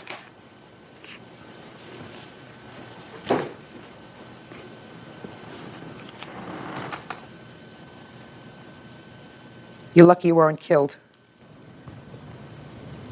Where did you leave your keys, Miss Fox? My mother had the set of keys. Were there keys in the car? No. How did they start the car? I guess they jimmied it, or with one of the tools that were left in the car. So there was no key in the car? No. That's what I thought. All right, so the value of the car is $3,700. How much did you get from insurance? From insurance, we got $1,407. So your actual losses were $2,293, is that right? Correct. Expensive mistake. Judgment for the plaintiff in the amount of $2,293. That's all. Thank you. Parties are excused. You may step out. He stole his car, and they should have went after him for it. Sometimes it's not who you're with, it's what you do when you're with certain people. I wanted her to learn a lesson by community service hours. I think that community service will not teach her a lesson. Community service sometimes is not enough. You do the best you can on raising your children. You try to teach them right. Obviously, you should know not to get in a car if you don't have a driver's license, then drive it. And now the next case. All parties in the matter of Smith versus Wedhoff. Step forward, please. 45-year-old homemaker Bernadette Smith is suing 53-year-old teacher Joanne Wedhoff for running her down in her car. Bernadette says she and Joanne have a history of bad blood. Miss Smith, according to your complaint and Miss Wedhoff's answer, the two of you have a past history that goes back to the time when your child was in kindergarten. Yes. And there was some very bad feeling that arose between the two of you. You didn't like the way she was teaching your child, and there were complaints filed against her. To make a long story short, you haven't liked each other for a long time. Is that right? Yes. You claim that the defendant purposely hit you with her car while you were riding your bike. She tried to run me down. Oh. She tried to run you Yes. down? Okay. Go ahead. Let me hear. Well, I was riding my bike, which I do all the time, and I'm riding east on Matthews, a block over from where I live, and I'm looking behind me as I'm riding, which I always do. Okay. All of a sudden, I see this car coming. I hear this car coming, and first it was coming slow, then it speeded up. It was a van right in front of me, so I tried to get in front of the van, but before I could, What do you mean that there was a van right in front of you? There was a van parked in front of me as I was heading to the corner. Okay. It was parked. Okay, so there's a van parked in the lane where you were riding. Yes. And a car was behind you. Coming, yes. And you said speeding up. Yes. And so you were trying to get around this van before the car that was behind you. Yes. Why didn't you wait until the car passed you if it was speeding up? It wasn't speeding at first. Well, you told me that it was a ways. I was just a few feet from the van, and I just to go around it, to get to the corner. I had no idea this car was going to speed up. Go ahead. And when she saw me, she speed up and tried to hit me. So I fell off my bike onto the van, which broke my fall. And when I looked up and realized who it was, I realized it was her. So? And she kept going. She didn't stop to see if I was okay or anything because she can't say, now I know she knew who I was or she would have stopped. So I think she deliberately tried to run me down. No, she didn't. She would have hit the van if she would have hit me. I don't think she wanted to hit the van. She wanted to hit me. Okay. What kind of work do you do for a living? I'm a teacher. How long have you been a teacher? 15 years. Okay, you were on your way according to your answer to school? Right. Back to I run school? an errand, yes. Okay. Do you remember seeing the plaintiff? Yes. I was driving down the middle of down the street. It's a one-way street, and there was a bicycle in front of me in the middle of the street. As I approached the bicycle, there was a woman on the bicycle. She moved over to the left, and as I got right abreast of the bicycle, I realized it was Bernadette Smith, and I just started driving, and she screamed at me, and she kind of wobbled a little, and I just kept driving straight, and I got to the stop sign, and I looked in my rearview mirror, and I didn't see her on the floor, ground, anything. She's still on the bike. So I turned left and went right to my school, which is a block and a half away, and immediately went in to the principal to tell her what happened. Because there was a restraining order against Miss Smith, there's been a lot of trouble. And the principal... In your favor? In my favor. In your favor? Yes. Go ahead. The principal moved my parking space so my car would be in clear view of the office at all times. See, now she claims she didn't even know who I was. This is what she put in her police report, that she didn't even know who I was. She saw a person. Then now she's saying she knew it was me. Yeah, you knew it was me after you tried to hit me. Ms. Smith, she said she saw a woman riding a bike in front of her. She didn't realize it was you She until knew. Yes, she did know it was me. Well, She how had do I seen know me that? before. She seen me before riding my bike in the neighborhood because I ran into her one day specifically when she was walking her class up the street on foot. Can And I ask you- can I I ask seen you a her, but she question? knew, so she knew it was me. Can I ask you a question? I don't know whether she knew it was you or not. She'd have to be some nut to try to run you down.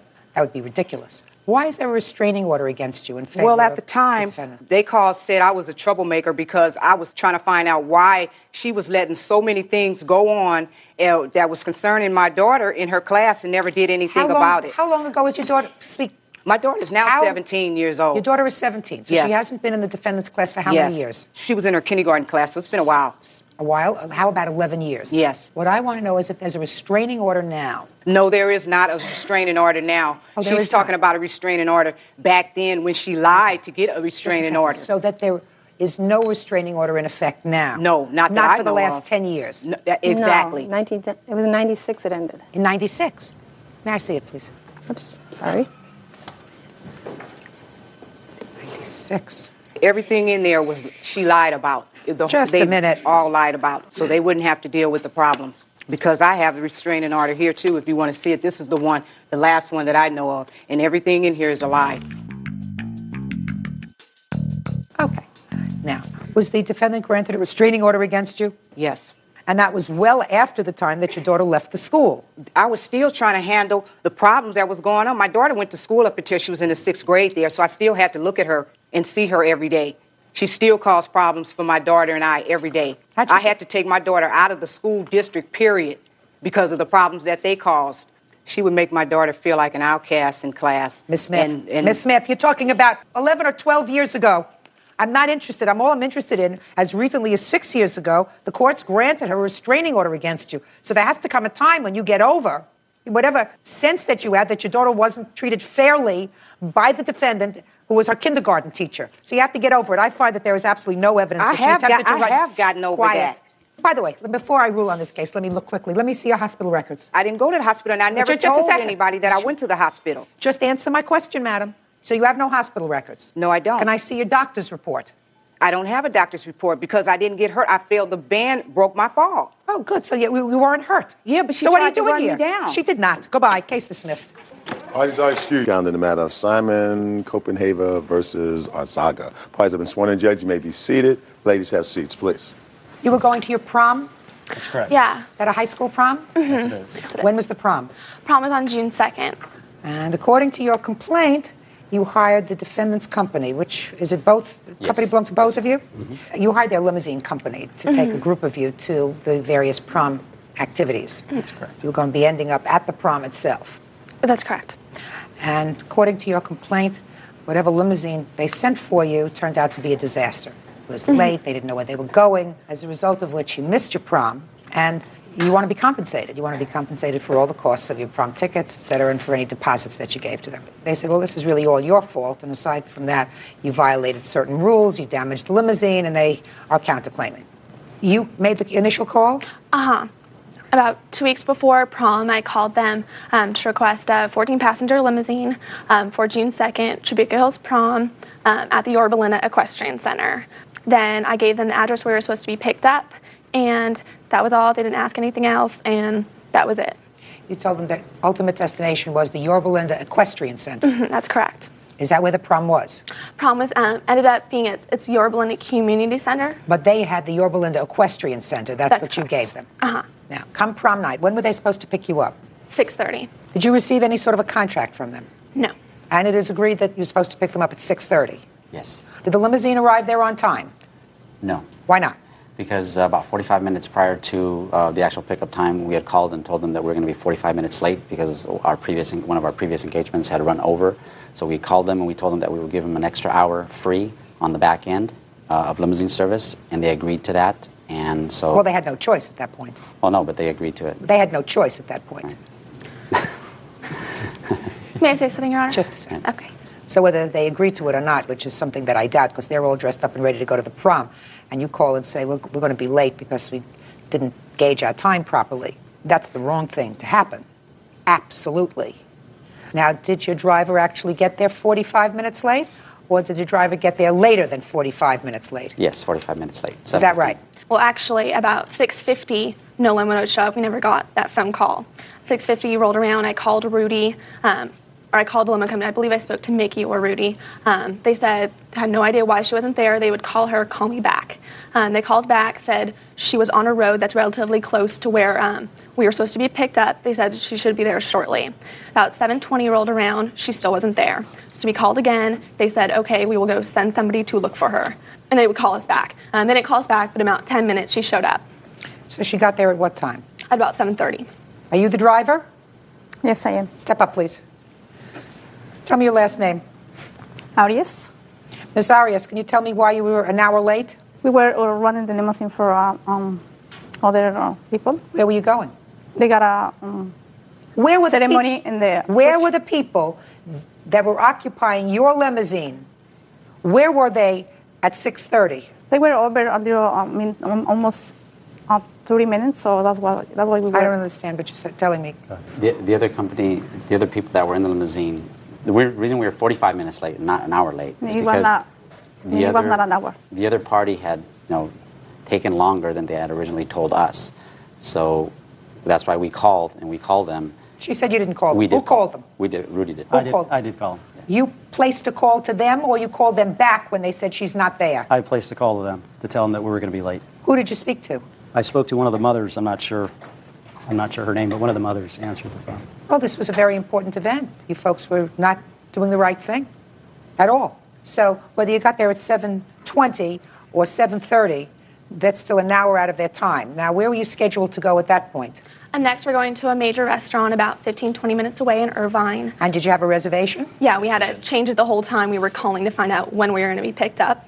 So we changed our reservations till 8. We left at 7:30. It's only about 15, 20 minutes to get there. She got lost on the way there, got off at the wrong exit. Oh, okay. One of the people in our limousine actually lived in the area, so he helped direct the driver to the restaurant, and we got there eventually. How long have you been driving? More than a year. How come you got lost? I didn't get lost. No? They said you got lost. How long did it take you to get to the restaurant? 25 minutes. What time did you get to the We restaurant? got there about 7:55 or 8 o'clock, so it was no problem. Fine. On the way, actually, to the restaurant, we saw a man in the other car in a Lincoln Continental, and he was yelling at our driver. We just thought it was somebody with road rage. Later, we found out that's one of the owners who, I guess, went to find the driver. Who was lost? Yes. So I guess she said, oh no.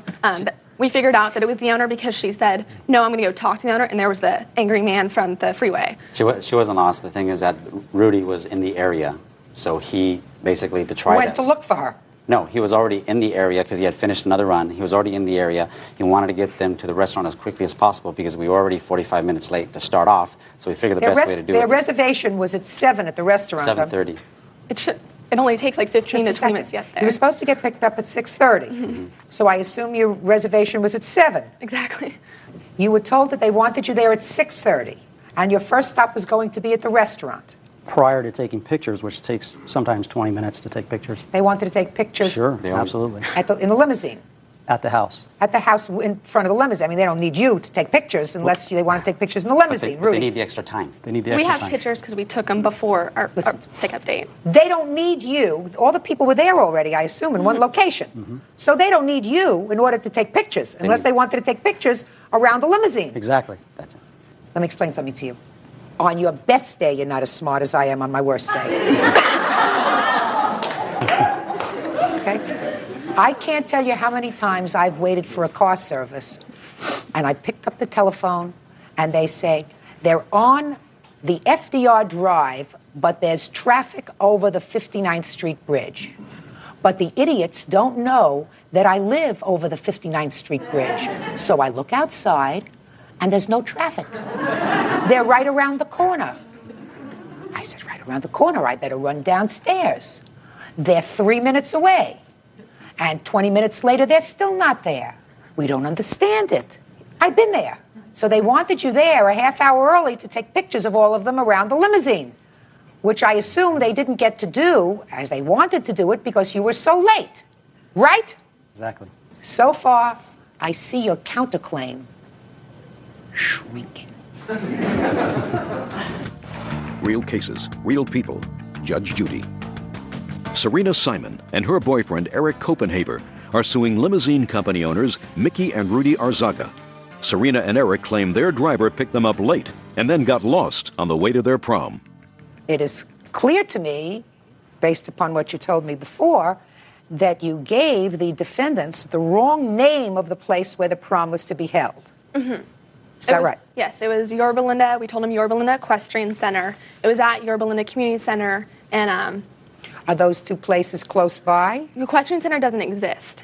So I'm not sure why they started driving if they had no idea where they were taking us. Your Honor, can I say something? When Rudy called, or when Serena called and made the reservation, Rudy had explicitly explained to them exactly what we would need in order to get them to their prom, which was an address. Well, when the driver got there, asked for the address, they did not have one. When we got to the restaurant, we asked again. They still did not have one.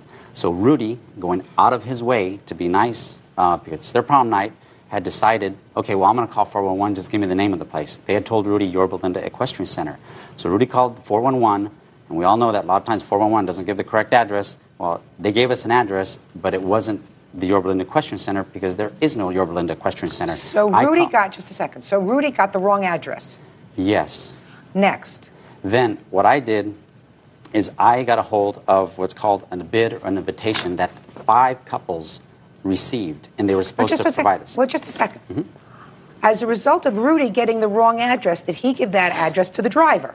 Rudy? Yes. You gave that address to the driver. You said, I'll take care of it, and I'll give the address to the driver. So she takes the address, and she starts driving. Right. Based upon instructions from you. Mm-hmm. And you're driving around for a long time? Madam? Yes, I did. Well, there were a couple of things that happened between the time they left the restaurant and got to the prom, because a couple of things that were happening throughout is that they were smoking, which they weren't supposed to, because they know that there were fines involved, but they continued to disobey smoking in our the policy. Smoking in the limousine. Right after they got in the limousine, right after the restaurant, they even stopped about 15 minutes at around 10 o'clock to smoke outside of a gas station or a 7-Eleven. So I don't think they were in that much of a hurry to get to the prom. And also at the very end of the prom, we got there at 11:20. The prom ended at 12, and right after they got back into the car to go home, then they started smoking again. I mean, we could take them home, but then, it was their prom, so we wanted to try to be a little flexible. We were 45 minutes late, so we figured, okay, well, we'll go ahead and Show me give a them. signed contract that says no smoking. What we have is our run sheet. Show me a signed contract that says no smoking. The only thing we have is they refused to sign anything. That's what I'm asking you, sir. You have no signed. But it was verbally. Show me the signed contract where it says no smoking. It was smoking. verbally mentioned to them when Rudy took the reservation. No. Especially on proms, we have to say this. By law, we have to say no smoking, no drugs, no alcohol, because we could get our license pulled. And so they were told verbally many times. When we got the limo, when it came to pick us up, there were still drinks and dirty cups and things in the back of the limo from the previous run. Really? There was alcohol in the We limo. never got a contract. Just a second. What kind of alcohol was in the limo? We're not quite sure. Just There was bottles. just the glass bottles and cups and things that are usually in there. There were sodas and things in the limo with us. You mean dirty soda cups? Like dirty glasses, like napkins used and stuff. Why didn't you clean the limo, madam? That's not true. I believe it. The lemon was clean. When did you stop to clean the limo?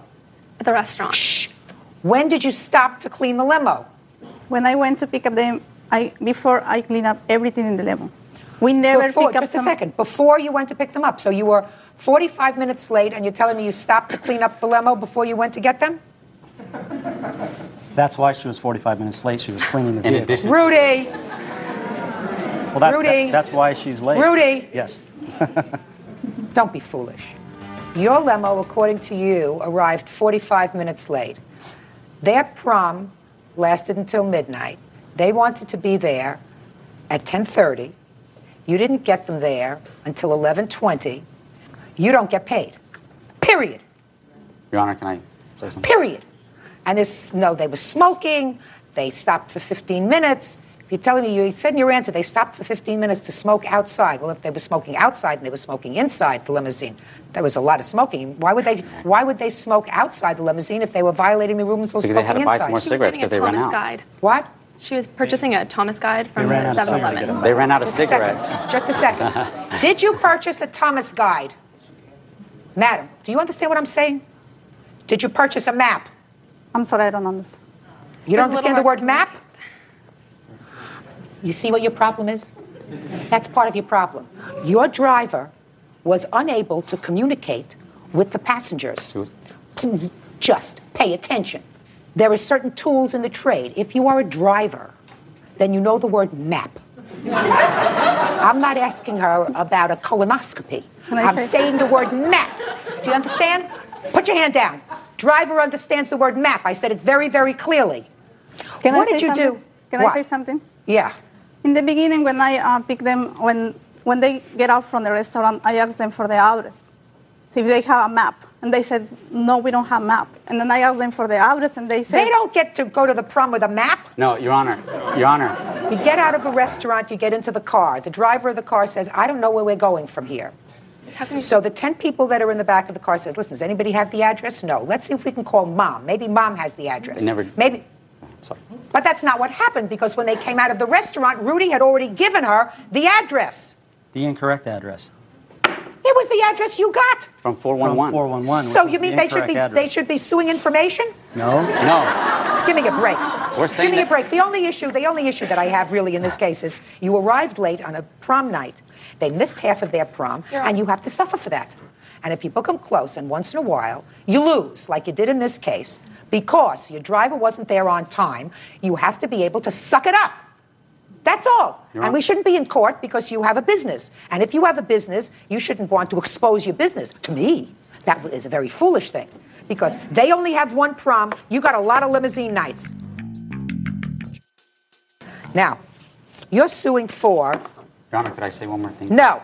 $469, those are your damages. It's for prom expenses. $461, because I found out the boutonniere wasn't as much as I thought we got the receipt. And you want your tux rental, your corsage, and your prom ticket back. Is that right? That's correct. We actually got there at 11:45. And the prom, we missed the entire prom. We just got there just to see what we missed and They take closed pictures. the doors at 10:30 and don't let anybody else in. And we arrived at 11:45 with 15 minutes left in prom, and They don't hardly stop you got when you in. come there at 11:45 because everyone's starting to go outside where you're not supposed to go during prom. We got there at 11:20. They wouldn't have let us in. Got there at 11:45 because who goes to prom? Where did you go after the prom? We went straight home. Went straight home. We got lost on the way. We went home. They tried to give us the contract once we got back home that we were supposed to get at the very beginning of the night and have us sign that, and we all refused. We're not going to sign when we're like we almost in basically tears. wasted an entire night. So and basically, missed they don't provide us once with in an a address, lifetime. which we don't know how to get to a location unless we have an address. You're the professionals. We asked them for an address. How do we know where they're You going? are the professionals, sir. You don't, you keep wanting to get abused. You are the professionals. You're dealing with a bunch of high school kids who told you this is the address of the restaurant that we're going. Hey, this is the address of the restaurant that we're going to. And we got there because they gave us an address. An hour late. But we got there. An hour late. Because we had someone who lived in Irvine. An hour late.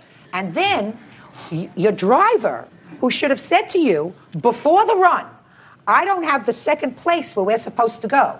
I have a feeling she doesn't know whether she's a foot or horseback. She starts going where Rudy told her to go. In any event, she gets there 15 minutes before the prom is over. You've, in effect, ruined their evening, and you're going to pay them $647. And as far as smoking in your limousine is concerned, suck it up. Party dog series. Party. You're welcome. Parties have been sworn in, Judge. You may be seated. Ladies, have seats, please. Miss Roy, according to your complaint, you rented a room in defendant's home. Yes. When did you rent the room? From January until May. And what was your monthly rent? $500. According to your complaint, there came a time sometime in, was it May that you had an argument? Early June. So you stayed there till June? Yeah, well, yeah, I was to You stayed there till June? Mm-hmm. You had an argument over Tupperware. Yes. As a result of that argument, you say you were assaulted, given an eviction notice, forced to move. You want the defendant to pay you for the assault, pro rata for the rent, because you'd already paid June's rent, I assume. Mm-hmm. Your moving expenses, told you wanted to pay $1,543. So let's take it from. When in June did you have this argument? June 6th. Tell me about the argument. Well, the morning of June 6th, I woke up, and I had been looking for my Tupperware throughout that week. And what Tupperware? This Tupperware right here. Those two pieces? Yes. So throughout the week and in the morning before work and everything, that's when I had time to ask her. So on June 6th, I knocked on her door, and she said, come on in. And I said, hey, Nicole, have you seen my Tupperware? And she said, no, and went on into, Karina, I need to stop condensing your food down into smaller containers in the refrigerator. And this was the third time that I had asked her for my Tupperware, and she was changing the subject when 2 other times I wasn't getting direct answers, and where she was directing me, they weren't there. Like the first time I asked her. I'm not interested. Okay. Just get to the point. So I said, look, if I don't get my Tupperware back, I'll just take it off my rent. And she said, well, don't you dare. And she threw her blankets off her, which every morning. Just a second. Are you telling me you went into her bedroom? Yes. To ask? Let me finish my question. You went into her bedroom to ask for those 2 pieces of Tupperware? Yes, for the And she was in bed? Yes. Go ahead. So she threw her blankets off. Go ahead. But, every other morning. Just answer the question. Tell me. She threw her blankets off and said what? Don't you dare, and she threw her blankets off, and she ran to the door and slammed it open. She said, I ate it! And she stormed into the kitchen. And I followed her, and she opened her Tupperware cupboard and forced all of her Tupperware on me like that. Let me explain something to you. Don't get dramatic with me. Okay, go ahead. So she... And threw all of her Tupperware on me. She didn't throw all of her Tupperware on you. Yes, she did. Yes, How did she did. Miss Roy, you're standing there, so what you tell me, she took out each piece of Tupperware from the cupboard and threw it at you? No, she has a Tupperware cupboard, and she put her arm on one end of that Tupperware cupboard, and with all of her force, threw it on me, and I was standing behind her, and it landed on me. Is that the assault you're talking about? No, and there was one other. No. Is that the assault that you're talking about? That's one of them, yes. And when was the other one? Then she kept standing there and screaming, how dare you, and don't you dare, don't you even dare, Karina, shame on you, shame on you. Listen to me. Like this. I hear you. Okay. Go ahead. Well, this is what she was yelling at me. Go ahead. And I said, Nicole, you said you were going to take care of my Tupperware, and and on Sunday your maid came, and I haven't seen him since. And she said, there's your answer, Karina. Look in that cupboard there. Look in that one. And I go over there, and I open it up, and it's kind of on the ground, so I kneel down, and there's my Tupperware, and I grab it. And when I'm down, she's leaning her whole body into me, pointing her finger in my face. How dare you? Don't you even dare. Shame on you. That's it. I want you out of here. And she hit my head with her finger. She had all of her weight on me. Next. So what happened next? So then I got up, and I'm just like backing away. I'm walking out of the kitchen, and she threw her hand up. Damn you, how can you do this? And that's it, Karina, I want you out of here in 30 days. And I'm standing there, and we're standing in front of Anna now, okay? And I said, good. And Anna stood up and said, hey, and looking directly at me, and said, hey, the babies, as she's looking at me. And I had not said anything through this whole entire time. What did she say? The babies. The babies. Hey! Quiet. What happened next? Well, you went to work. As Anna was saying. You went to work? Yeah, I went to work. And what happened when you came home from work? There was a letter in my room. And what did the letter say?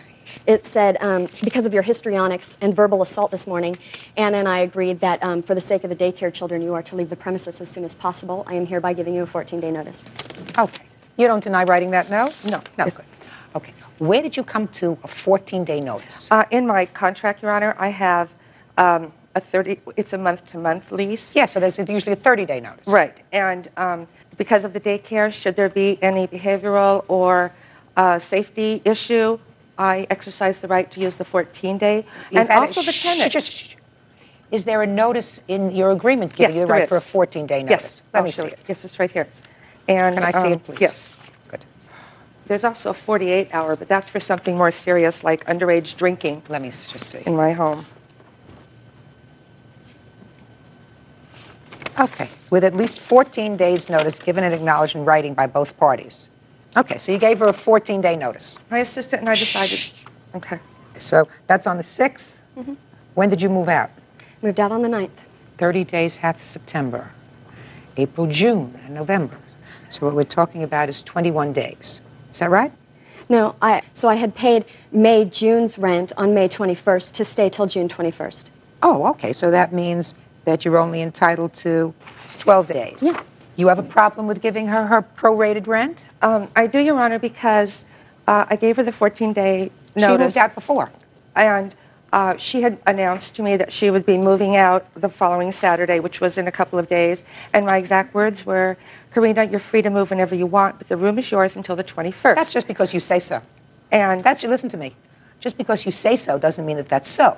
You gave her a 14-day notice. Right. Because you say there was some egregious reason why you gave her short notice. If Yeah. she decides not to stay there until that time, that's her prerogative. You have to give her her prorated rent back. But, Your Honor, the problem is, although she physically moved out, her property was still in the room.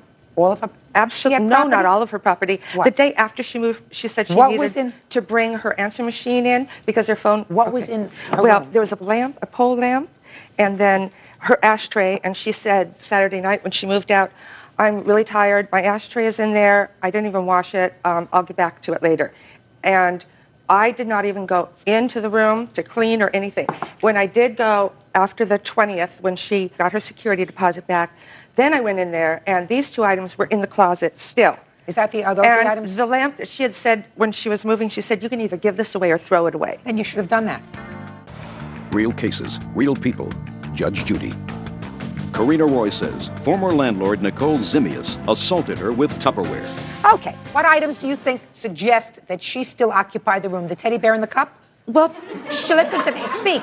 The lamp. The lamp she told you to get and rid the of. ashtray, and these two things, with the kind of ups and downs that we've had in her stay, I was not about to even go into the room, and I didn't. That's fine. That's your prerogative. You did, you didn't. I don't care whether you did or whether you didn't.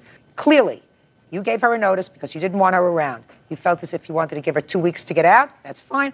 I find that she elected to move out before. I believe she's entitled to do that. She doesn't want to be there if you don't want her there. She moved out. She gets her portion of the rent back that she paid, because I don't consider that a cup and her teddy bear leaving property in the house so that you couldn't rent the room again if you wanted to. All right. Now next, you want her to pay your moving expenses. Is that right? Yes. Wrong. So we've just dealt with that. You don't get your moving expenses. Now, damages due to the assault. I'm prepared to hear you if you want to tell me what your damages were as a result of the assault. Because of this, I mean, the way I physically felt, okay, was just like somebody just ripped I just felt hollow in here. I mean, I did not feel stable at all. My driver You're not has stable. Anybody that walks into a bedroom, somebody sleeping in their bed, to ask for 2 pieces of Tupperware and start an argument with them while they're in bed over 2 pieces of Tupperware isn't too stable. Okay. To start with. Well, because $500 divided by 30 equals $16.66. Clear that? Yeah, just multiply. What? Just multiply. Yeah, I'm going to do that. Wait a second. I'm learning how to use this machine. Okay, I'm trying to tell you. Just a minute.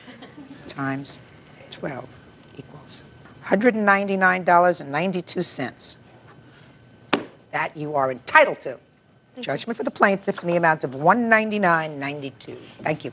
You want to give her back a bear? Certainly. Perfect. Bird, would you take care of the bear in the cup? Sure. Parties are excused. You may step out. She fought with all the tenants. She fought with me. She fought with my 2 sons who don't even live there anymore. Absolutely not. I'm such a meek, shy person. I bowed down to them and I stayed out of their way. And now the next case. All parties on Habib versus Fields. Step forward, please. 27-year-old tutor Nafisa Habib is suing her ex-boyfriend's friend, 28-year-old bakery worker Anise Fields, for smashing her windshield with a baseball bat. Ms. Habib, both you and the defendant have a child. Yes. And that child was fathered by the same person. Yes. So that's how you know each other. Yes, ma'am. And I would assume that you don't like each other. I have no problem with that. Well, then you think she doesn't like you. I guess, yes. Because it's your claim that she smashed the windshield of your car. Yes, ma'am. When did this take place? January 12, 2001. Where?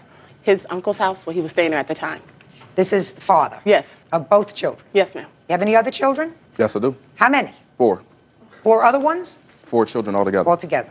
How old is your child? My child is 3. And yours? He's 3. My child's 1 month older than her son. Tell me how it happened that you happened to be in the same location. January 12th, he called me and asked me to bring over my daughter.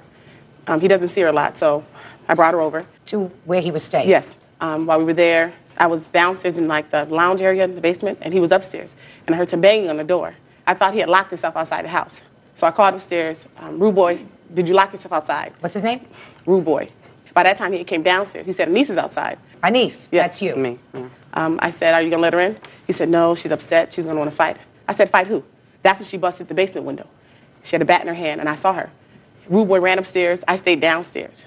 They were outside. I heard her yelling, "What do you think, I'm stupid? Is she in there? Is she in there?" I heard him yelling. He said, "I'm going to call the police." He came in the house. Apparently she left. He came downstairs. He didn't call the police. We started cleaning up the glass. At that time, I said, "Rude boy, let me drop you off at work." When I went to my car, opened my door, I saw the glass on my seat and saw she busted my windshield. I switched cars with my father, and I went to her house. She invited me in. We talked for a while. The end result of the conversation was that Anise said she was going to pay for my windshield when she got her school money because she didn't have any money at the time. The very next day, after Anise busted my windshield, she called me, and she apologized continuously. "Nafisa, I'm sorry. This is not me. I don't go around busting girls' windshields." I felt sorry for Anise because I know how it is for a brother to allow you to believe that it's all about you, and it's not all about you. So I felt sorry for her. I said, "No problem, Anise, when you get the money."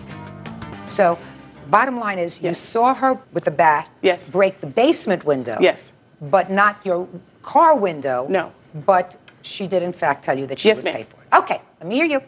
She's lying. Basically. Why don't you just tell me what happened? You went over I wasn't there. No, I was not there. No. Just a second. Are you telling me that you never went to the house? Yes, that's what I'm telling you. I think you have to come up with a better story than that. I'm going to tell you why. Because I believe her when she says that you came to the house. I believe her when she says that she saw you with a bat in your hand and that there was glass downstairs at the basement window. So I think we're going to start over again. She's lying. He lives there, so he was there, so he can tell you. I was not there. All right. She's lying. I don't know. My basement window never got broke. I don't know how you could see somebody break the basement window from the basement. I don't know what she's talking about. Prior to this, she said I broke her window, busted her car up. She told my grandmother I did it. She let a friend of mine use her car. He crashed her car up. She said I did it. I don't know nothing about what this is about. Ma'am, I'm sorry, Miss Judy, Judge Judy. I'm trying to be calm because I want to cry because I cannot believe that Jamar would sit up here and lie. He was supposed to watch Hanifa, but he said that he couldn't watch her. I didn't even know he was going to be here. Rude boy, you should be ashamed of yourself. Shh. Don't talk to him. I'm Can sorry. I see the police report, please? Yes, ma'am. Miss Judge Judy, he also told me, Rude boy himself told me that Anise had intentions several times to pay you for your car windshield, but things that came up. When I went to her house, I met her mother, I met her daughter, Asia. You brought your daughter to I met my her house. son. No. Okay, just a minute. Wait. Oh, God. I can't believe you, Rude boy. I can't believe you. Oh, it's over. Never was anything. Whatever, Rude boy. Whatever. If you talk amongst yourselves, you're leaving. Excuse me. Tell me why you reported this to the police 2 days later. Well, I believed Anise. When she said she was going to pay me for the windshield, and when she called me the very next day after it happened, I believed her. I believed it. My father said, Nafisa, cover your tracks. If you get a police report, then at least you have that in case you have to take her to court. I did not believe it was going to have to go this far. It's only $183. I'm not asking her for cab money or the inconvenience she put me. My sister had to come and get me several times to pick up my children. I work 2 jobs. I raised 4 children by myself. I don't have time for this. This is so juvenile. Mr. Jones, do you currently have a relationship with any of the 3 or 4 women? This one here. No, he doesn't. Shh, I'm sorry. No. I apologize. No. I'm sorry. So you currently have a relationship with Anise. Yes. How long have you had that relationship with Anise? Since last year, we started dating each other and being in a relationship last summer. How many children do you two have together? 1. Your other 2 children, do they have the same mother? No. What do you do for a living? My teacher aide, bus aide. Nothing. Shh. I'm sorry. I apologize. He's lying. I'm sorry. Well, how was she taking me to work if she came over? Just listen to me. She's making up stuff. Listen to me. I'm sorry. I understand. I apologize. Teachers' aid, bus aides don't Yes. make a lot of money. Small money. Small money doesn't make 4 children. No, I make 4 children, but my money take care of my children. Impossible. Impossible. Okay. Do you work, Anise? Yes. What kind of work do you do? I work at a bakery. How many children do you have? 5. Do all 5 children live with you? Yes. You make a lot of money in the bakery? No, I don't. I also go to school. How is your family subsidized? From me working and going to school. How much money do you make at the bakery? I make $5.50 an hour. $5.50 an hour gross does not support 6 people, and he certainly doesn't make enough to support you and your children. What kind of work do you do? I tutor children full-time, and I work at a floral shop part-time. How many children do you have? 4. What other support do you get for your children? I receive food stamps, and that helps a great deal. How old are your other children, Mr. Jones? 10, 2. So you have a new child, not with either one of these 2 women. Yes. And shortly after that child was born, you renewed your relationship with a niece. Is that right? Yes. Excuse me, miss. Shh. $183 is what the windshield cost you? Yes, ma'am. Pay it. $183. Judgment for the plaintiff. Thank you. Parties are excused versus Hoover. Parties have been sworn in. Judge, you may be seated. Ma'am, have a seat, please. Miss Savino, you've known this young lady since she was a little girl. Yes, ma'am. According to your complaint, there came a time when you received a telephone call from her from jail. Correct. What did she tell you? She said that her mother had her arrested, and that she spent the night in jail and asked if somebody could come get her. Asked if you could come and get her. And what did you do? Okay, one of the boys that was living in my house at the time had said that he would go to Islip to get her, and he went and picked her up and brought her back to my house. And I understand you have a child. Yes, How old is your child? 18 months. How old are you? 19. How old were you at the time you were in jail? 18. What were you doing in jail? Me and my mother got into a fight, and she had me arrested. For what? I threw a toy and it hit her. Where was your son when you were in jail? At my mother's. I understand that at some point the child also came to live with you. Yes. When was that?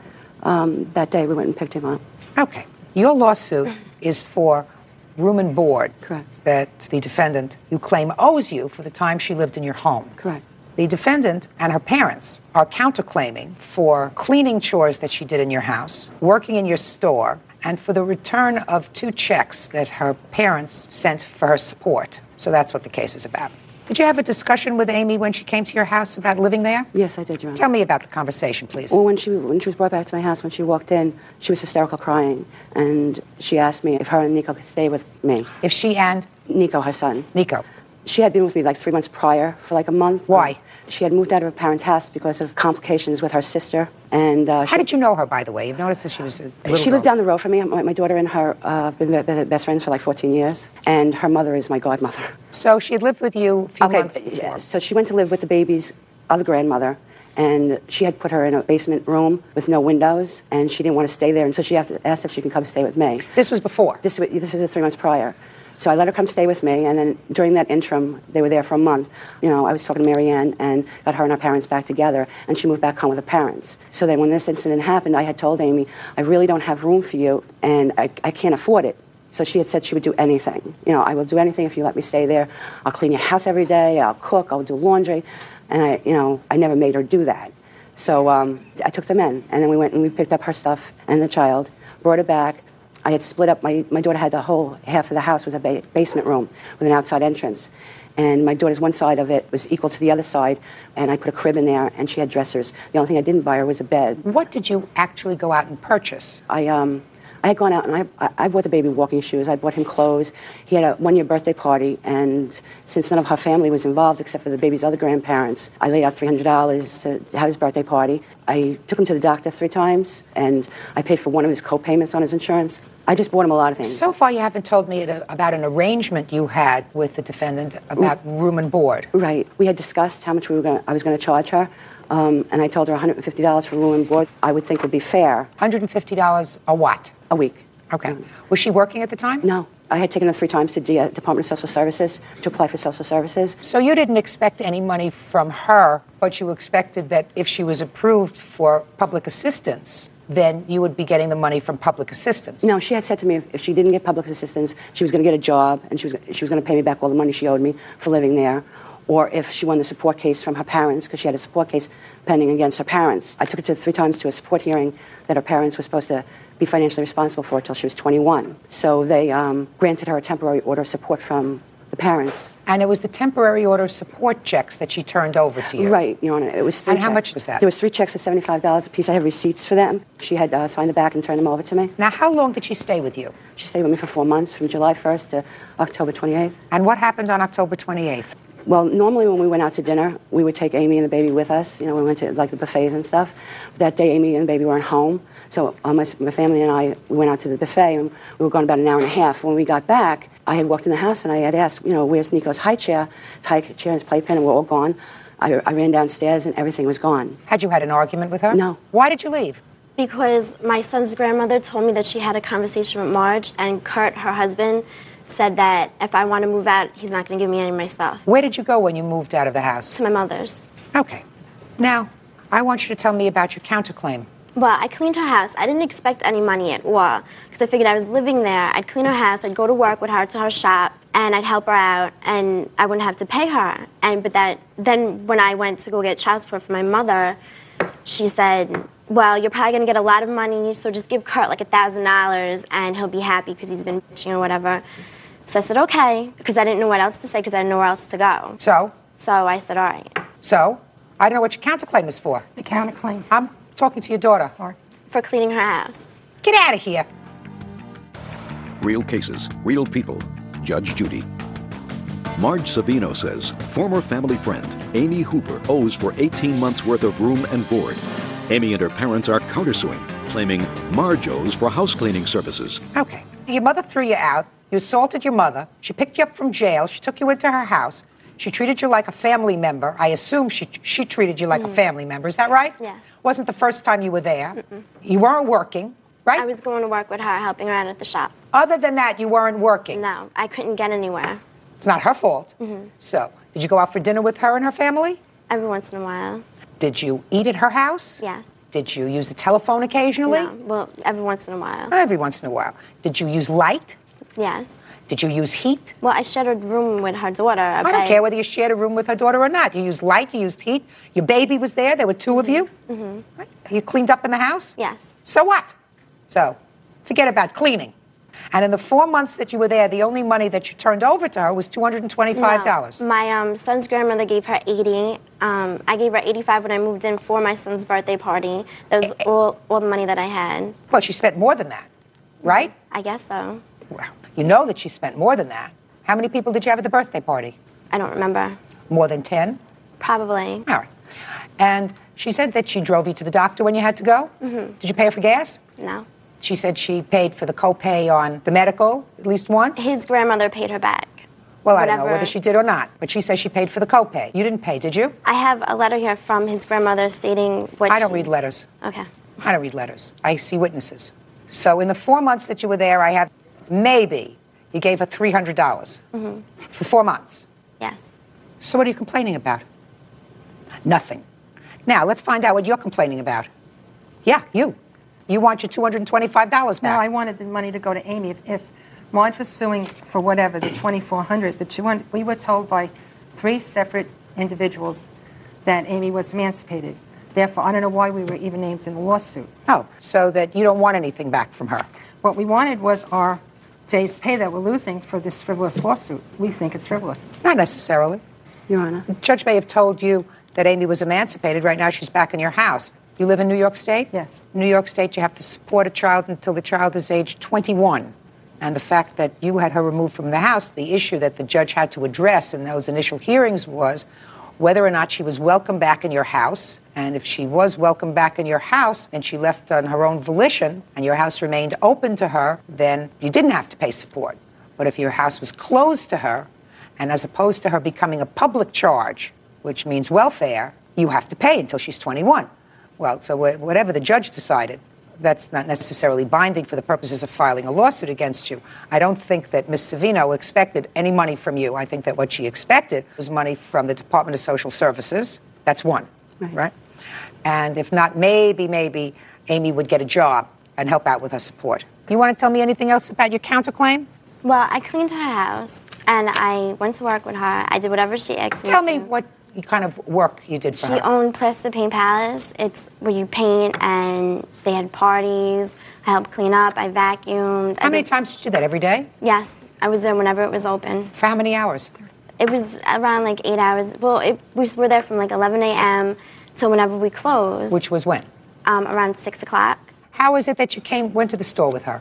What do you mean? Did she say to you, you have to come to the store with me to work off your room and board? No, but I figured I was there. I helped her out. So she wasn't her suggestion that you came to the store with her? She'd wake me up and ask me to go. She needed me a couple of times. She'd be like, Amy, I need you today. Can you please come? Well, a couple of times in 4 months. A couple is 2 times. It was more than 2 times. How many times? Well, when I was living there for the last 2 months, I was there every day because she asked me because she needed help because the girls were in school and they weren't able to come in and help her. All right, so if let's say, what happened for the first 2 months that you were there? I helped her. I went with them. I thought you said you didn't go in every day for the first 2 months. No, not every day. Maybe like, I went a lot. I went at least 3, 4 times a week, 5 times a week. Your Honor. And I'm going to get to you in a second. And where was your baby when you were working? With me. Okay, now I'll hear you. I'm sorry. For one, my husband owned the store. My husband bought the ceramic store because my daughters wanted it, so they told my husband that they would run the store. I also have a 27-year-old daughter who used to work when my daughters were in school. The only reason Amy came to the store with me is because she didn't want to stay home all day by herself with the baby. I believe that. And when she came to the store... There were a couple of people there who could spell her. The baby was walking around. She needed a little bit of adult companionship when she was there. The baby was in the playpen, in the party room, with the disco lights going, with the videotape, with his sing-alongs. Amy would paint.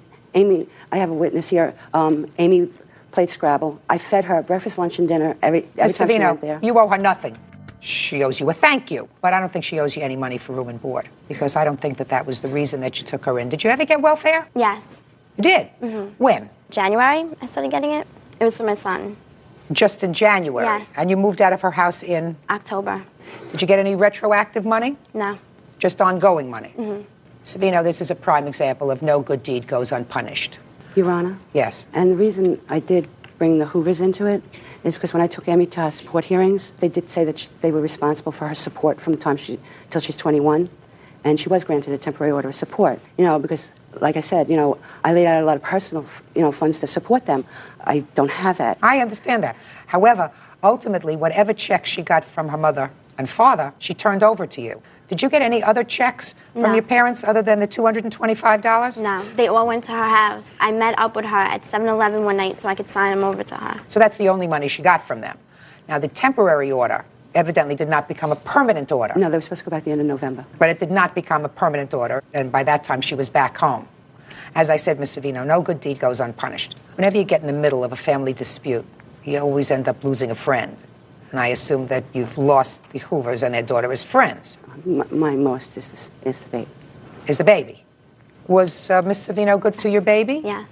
There is no law that permits Ms. Savino in any jurisdiction, certainly not New York, to petition a court for visitation. But clearly, Ms. Savino, in order to have contact with the baby, you have to have contact with Amy. I understand. And at this point, I don't think that that's a good idea. For you and your family, I don't think that that's a good idea. Were you happy that your daughter went to live with Ms. Savino? I was surprised that she went to live with Ms. Well, where did you think she was going to live after you had her arrested? She was supposed to go into a home, a temporary shelter, and she was supposed to get counseling for anger management. That's what the district attorney had told us.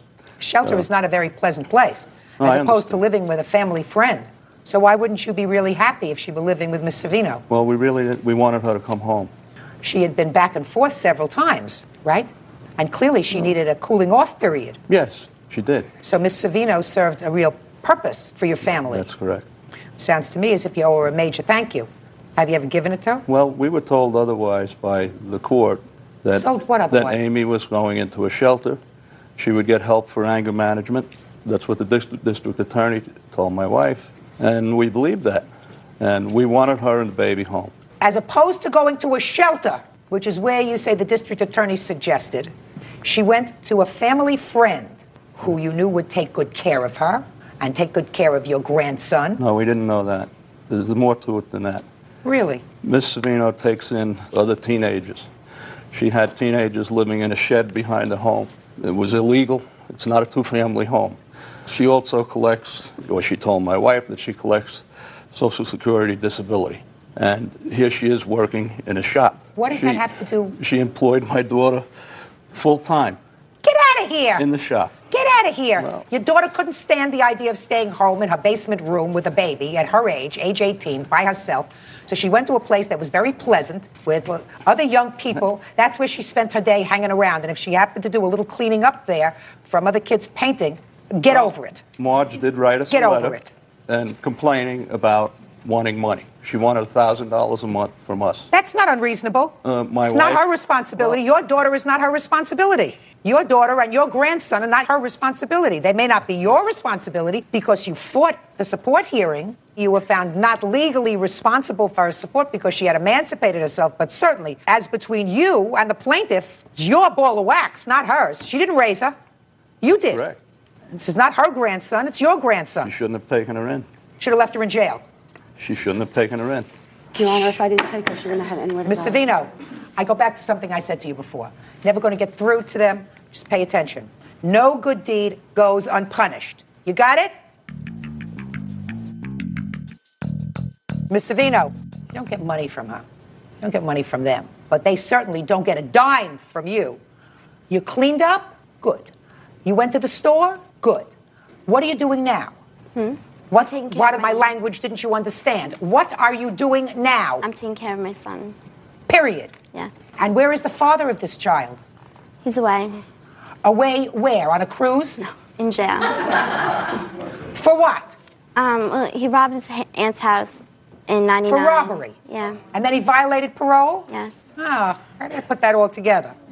You're an exercise in poor judgment, Amy.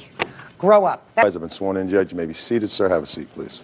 Mr. and Mrs. Thrasher, you took over a store that had previously been leased by the defendants when they were evicted from the store. Yes, ma'am. And it is your claim that in retaliation for your filing a complaint against them, which you'll get into in a moment, they accused you of theft and had you arrested. Yes, ma'am. Those charges were subsequently dismissed, and that's the basis of your claim, the false arrest. That's part of it, yes, ma'am. The defendants are counterclaiming because they say that you actually stole a store sign from them and damaged some of their property. Is that right? Yeah. What kind of store did you have, sir? We got a appliance store. And how long had you been at the location? Let's say about 6 years. And when were you evicted? We wasn't evicted, you know. She raised the rent. And so you left? Yes. So you had a dispute with her over the rent, I assume? Yes. Okay. On what day did you leave? We left in the middle of May. And where did you move to? We moved to Hobson. About how far is that from the first location? Half a mile. And what kind of store do you have? We operate a new and used secondhand store. And when were you to take occupancy of the store? At the end of May. What do you mean the end of May? Well, after the 20th of May. And what did you find on the 20th? We found a lot of junk refrigerators, washers, dryers, other odds and ends that were in there. So what did you do? We had asked the coolants to come up and remove the stuff from the store since they were supposed to have it out, and we never could get them to come up there and remove the rest of their stuff that was in the store. So therefore, I transferred the stuff to their new location about 6 blocks down on Hobson Street. On what date? This was around the 1st of June. There was 2 or 3 different days that I loaded stuff on a trailer and took it to their new location. Before June 1st? It was approximately June 1st, June 2nd, June 3rd, somewhere in there. Is that about right? Yes, ma'am. Okay. Now tell me about this problem that you had with them with their phone, with the phone line. Our man that works for us called me one afternoon at my house and told me that Gary had cut the phone line going to our store and run it in the back door of his store. I went down there and looked at it, and sure enough, he had done it, and I went and pulled the wires out of the terminal box so that he wouldn't have access to our phone service. The next day, my wife and the man that works for us and myself, all 3 of us, observed Gary hooking the phone back up in the terminal box. We contacted the police department. We tried to get them to do something about it, and after about a week, we finally had him cited for theft of services when eventually we did go to court, and he was found guilty of such and fined. So far, is that correct? I went to court, but I wasn't found guilty of that. Yes, you were. You paid a fine. I paid a fine for You paid a theft of fine property. because you pled no contest or whatever you pled. On what date did you pay the fine, sir? On the 1st, 23rd of 2001. What? Well, that's what they got on the receipt. What month, Mr. Thrasher? He was found guilty October the 12th, 2000. Okay. Then what happened, Mr. Thrasher? We had a problem prior to the phone service. He had also taken our cable TV service. And my wife didn't realize it had been transferred. She thought it had gone out because of some storm damage until she called the cable company the next day. They informed her that I'd come up there and transferred the cable.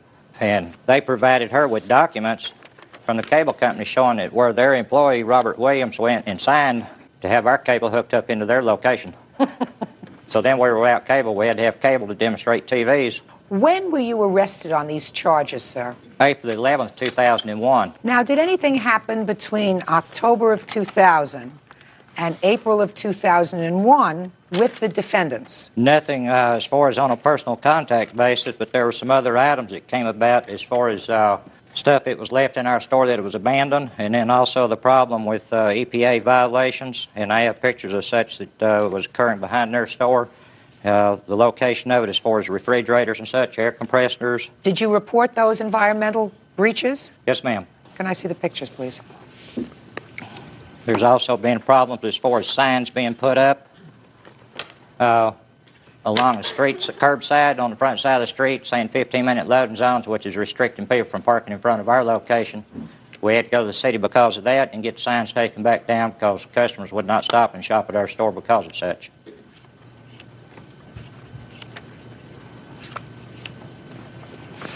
Show these photographs to the defendants, please.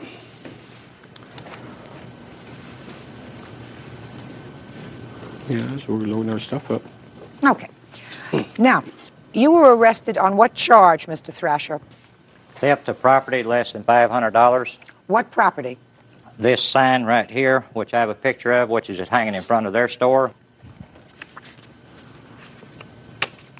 Being charged with theft of property like that, I felt was very detrimental to me and my aviation career and also my military career. All right. Now, you filed a complaint, Mr. and Mrs. Coolins, on the theft of the store sign that says appliances? Right.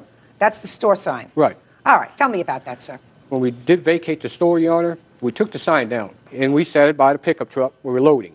And when we took the load out and got to the new location, we noticed the sign was missing. We went back and talked to Mr. Thrasher.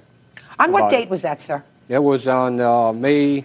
May of 2000? Yeah, May 2000. In May of 2000, you noticed your sign was missing? Right, and we called police also. Just a second, May of 2000, but he wasn't arrested on this charge until April of 2001. Right, because we didn't have, at the time when the police officer wanted to make the report, it was his word against our word. So we didn't have no proof. Then later, our sign painter that made the sign come in and said, listen, I see you sign... Don't tell me what anybody else said. We saw the sign down the street from us, on the corner. Where? Sitting against the building. Sitting against the building. So you saw your sign sitting against the building. And I asked my wife to go retrieve it, which she did. When she brought the sign back, the store owner there come over to our store saying, listen, I bought that sign off of Walt Trasher for $20. Listen, first of all, anything that you tell me with regard to somebody saying that they bought it for $20, you have that person here who said that they bought the sign? Maybe I can explain this Just a little better. You have the person here who says that they bought this sign from him for $20? No, I don't. Then I'm not paying any attention to that testimony. Okay. You got your sign back, right? Right, we got the sign back. And after you got the sign back, is that when you filed the police report? Well, we called the police and told them that the man did take the sign, we got it back. The police officer says, well, you ought to charge him because he did steal the sign. Baloney. We did that. Baloney. Well, Police officer never said that to you. Police officer wouldn't get involved in a $20 sign. Well, it wasn't The sign $20. is worth more than $20. I have a receipt for $350. I want to tell you, if you got a receipt for this sign for $350, No, that sign's somebody was $150. smoking something when they paid it. Well, I don't think a professional sign painter is going to paint a sign for $20. He couldn't even buy the lumber and paint Hey, for listen that. to me, Miss Coolins. This is not a $300 sign. My grandson, who was 8, could paint this sign that says appliances on it. Red lettering on a white board is not a $300 sign. In any event, you have no proof whatsoever that they stole your sign. And I assume the case He was had dismissed. to have it in his possession to be able to sell it to someone else. Listen to me very carefully. You're going to pay him for having him falsely arrested because what you did was you retaliated against them because you folks were doing the wrong thing. 100% the wrong thing. Real cases, real people. Judge Judy. Walt and Michelle Thrasher say, after taking over business space previously occupied by Gary and Karen Coolins, Walt was arrested on false charges. Walt and Michelle claim the Coolins accused them of stealing their storefront sign. You have no proof that he had the sign in his possession. All you know is you were loading some stuff on your truck and you left the sign there. You put 2 and 2 together. You got your sign back, but since you had already been found guilty of stealing their phone line, which you did, you probably had one of your employees do something with his cable line, which you did. You were annoyed at being sent out of one store to another store when they raised your rent. Yeah. So you said, now I'm going to get even, which is what you did. Oh, yes. That's what you did. No, I didn't. Oh, yeah, you did. I just wanted my property back. You got it back. But it was No, you stolen didn't. and you sold got to it back. someone No, it else. wasn't stolen. You left it. Your Honor. I did not leave it. See, Your Honor. What proof is there? Why would I leave it and go pay $350 to have another one made just like it? Just listen to what your husband said. Pay attention to what he testified to 5 minutes ago. He said, you loaded your stuff on a truck. You went to your new location.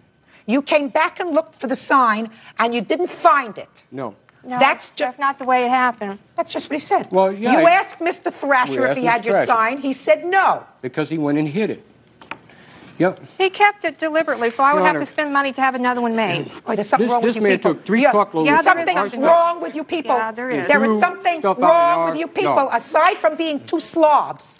Two slobs, because I just looked at these Yeah, pictures. those are There placed- is no yeah, in the reason, back, hey, we switch quiet. clients. There is no reason why you should leave your stuff at a store so that he, at his own expense, has to come and take your crap out of the store and move it to your location. Well, he didn't give us a chance to move the stuff. Yeah. He has a key. He keeps the place locked. I'm moving the stuff. We loaded up 2 You big had to stores be to a out little on a store. specific day, sir. Did you I pay had to- rent in June?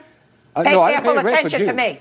You didn't pay rent in June. No. He was paying rent in June for a store. He couldn't use his store optimally because your junk is still in the store and you didn't come and get it. Our store was stacked by the bay door, ready to be picked up. It doesn't make any difference.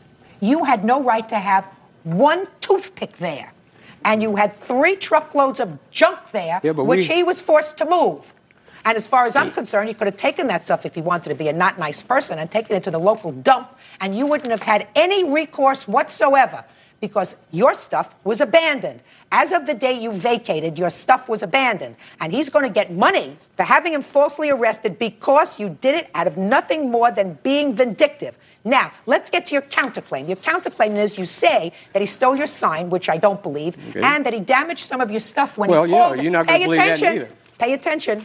That he damaged your stuff when he loaded it on a truck and moved it to your location. Well, he threw it out.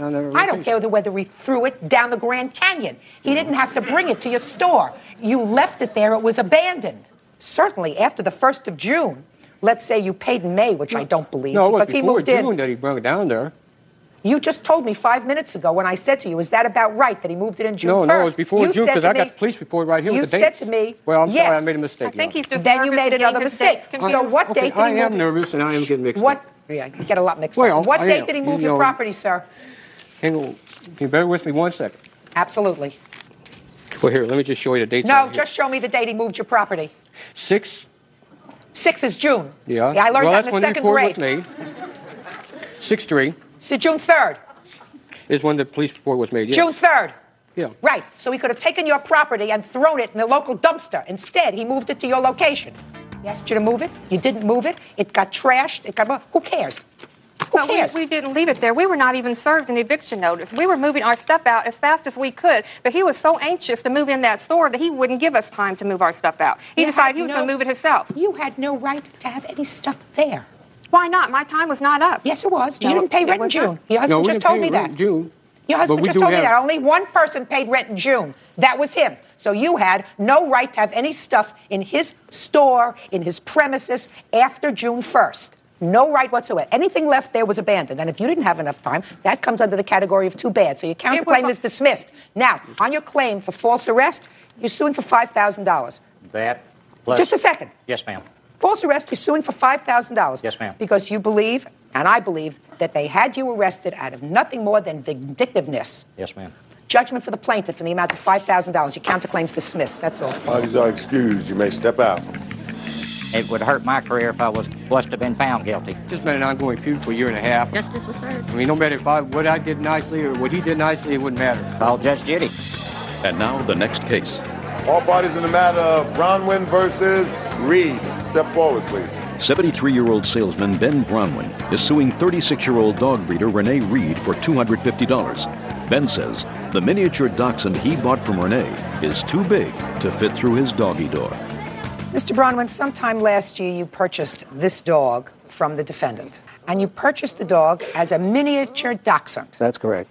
Well, the dog, according to you, got a little bigger than you thought a miniature dachshund should be. And this lawsuit is about your demand that the defendant pay for a new doggy door. Right. Because your dog can't fit through the little doggy door that you put in. Right. Because he got too big. Right. The defendant says it is a miniature, but she says if she told you that if you were dissatisfied, she would give you your money back, and you didn't want to do that. Not an option, Your Honor. It's not an option because you love your dog. That's correct. So why are you here, sir? I'm here because, first of all, I was told, and I have a documentation that says he's a miniature, right? I have other documentation that says he's not a miniature. Let me see the standard for the breed. Okay. Because even I know a little bit about that. They have to weigh a certain amount if they're a miniature, if they're a regular, otherwise they're ruled ineligible in competition. All right, let's take a look, see what we have here.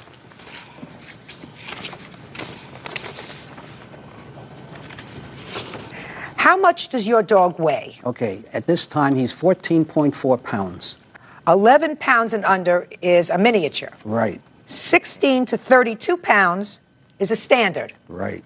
What are they when they're in the middle of 11 and 16? I'd say he's an underweight standard. Between 11 and 16 is sort of a gray area. Okay. Either you have a big miniature Mhm. or an undersized standard. Okay. What was your intended purpose with this dog? As a pet? Well, here's all my wife, oh, yes, right, it's a pet, right. One that I could easily take for walks, carry around, one that I could handle very, very easily that wouldn't walk me rather than me walk him. Listen to me, sir. Yeah. The difference, you're cute, but the difference is 3 pounds. Right. Because if the dog weighed 11 pounds, you wouldn't be complaining. The dog weighs 14 pounds. The difference of 3 pounds isn't pulling your arm out of your socket.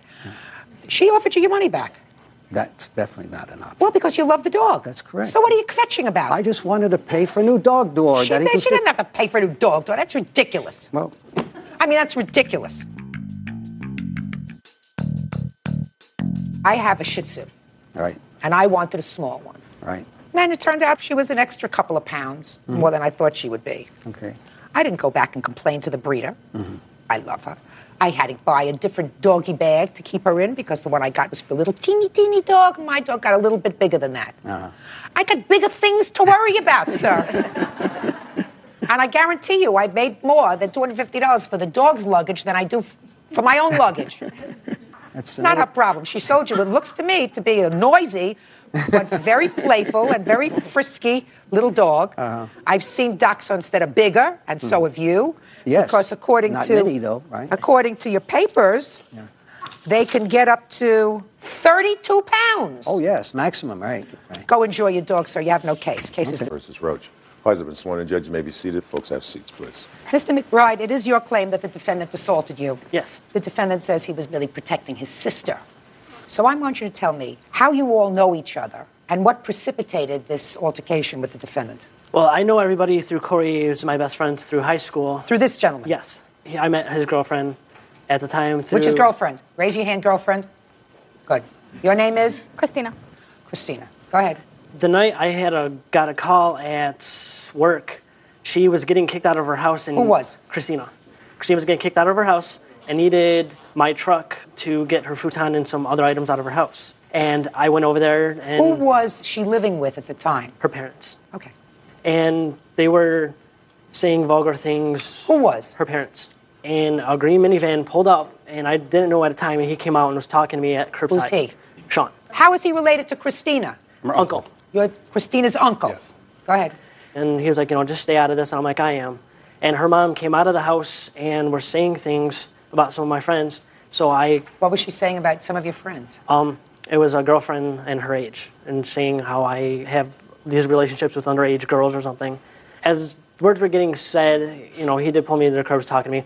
She came out... No, you went very fast. Don't slur your words. Sorry. You are exchanging words with your sister. Yes. Well, no. Just a second. Okay. He's exchanging words with your sister, according to him. Okay. You pull up. Did somebody call you to come home? Yes. Who called you? My nephew. And said there's an altercation going on here, come home? Your Honor, what happened is I called probably about 5 minutes before my nephew called. I was calling up to see, it was a Friday night, I was calling up to see what they're going to do this weekend. I was just talking to her. And all of a sudden, I hear like noise in the background, like yelling and stuff. And my sister says, I got to go, and hangs the phone up on me. Hangs the phone up, not bye, I just got to go bye. And just hangs the phone. Like at this point, I'm thinking, what's happening? A couple minutes later, my nephew calls me up. He says, they're going after my dad. Get over here. I'm like, who? He said, Corey and his friends. Okay, at this point, I don't know what... You don't know what happens. You get into your car and you go over there. Absolutely. Now, there's no question that once you got over there, there's a whole melee, brothers, sisters, aunts, nieces, nephews. Everybody's outside screaming. Everybody's outside. Now, I want you to tell me this, sir. I read between the lines in your answer. Mm-hmm. You hit him. Yes, I did. Where did you hit him, by the way? Where'd I hit him? Yeah. I hit him in the jaw. In the jaw. What happened when you were hit in the jaw, sir? Your tooth came out, right? Yes. Now, he didn't hit you first. Yes, he did. No. No, he didn't hit you first. There's a lot preceding this, Your Honor. There's a lot preceding. I want you to answer my question. I don't care what preceded. Absolutely. I read your answer very carefully. Okay. He did not hit you first. The first person to put their hands on somebody between the two of you was you, because he was disrespecting. No, he elbowed me in the side of the head earlier. Elbowed you. Broke my glasses. Just a second. No, Mr. Roach. Yes. I can go through the whole thing and tell you. I'm going to read you your answer, sir. Okay. My sister Pam came out of the house and told Ryan and the rest of his friends to leave. Nothing about girlfriend. Just a second. Yes. I'm speaking. Right. At this point, Ryan stepped to the side and leaned over my shoulder towards her, directing profanities at her. I then grabbed him and wrestled him to the hood of my truck. His truck. Of a truck. Yes. That's what you wrote. Yes, it's true.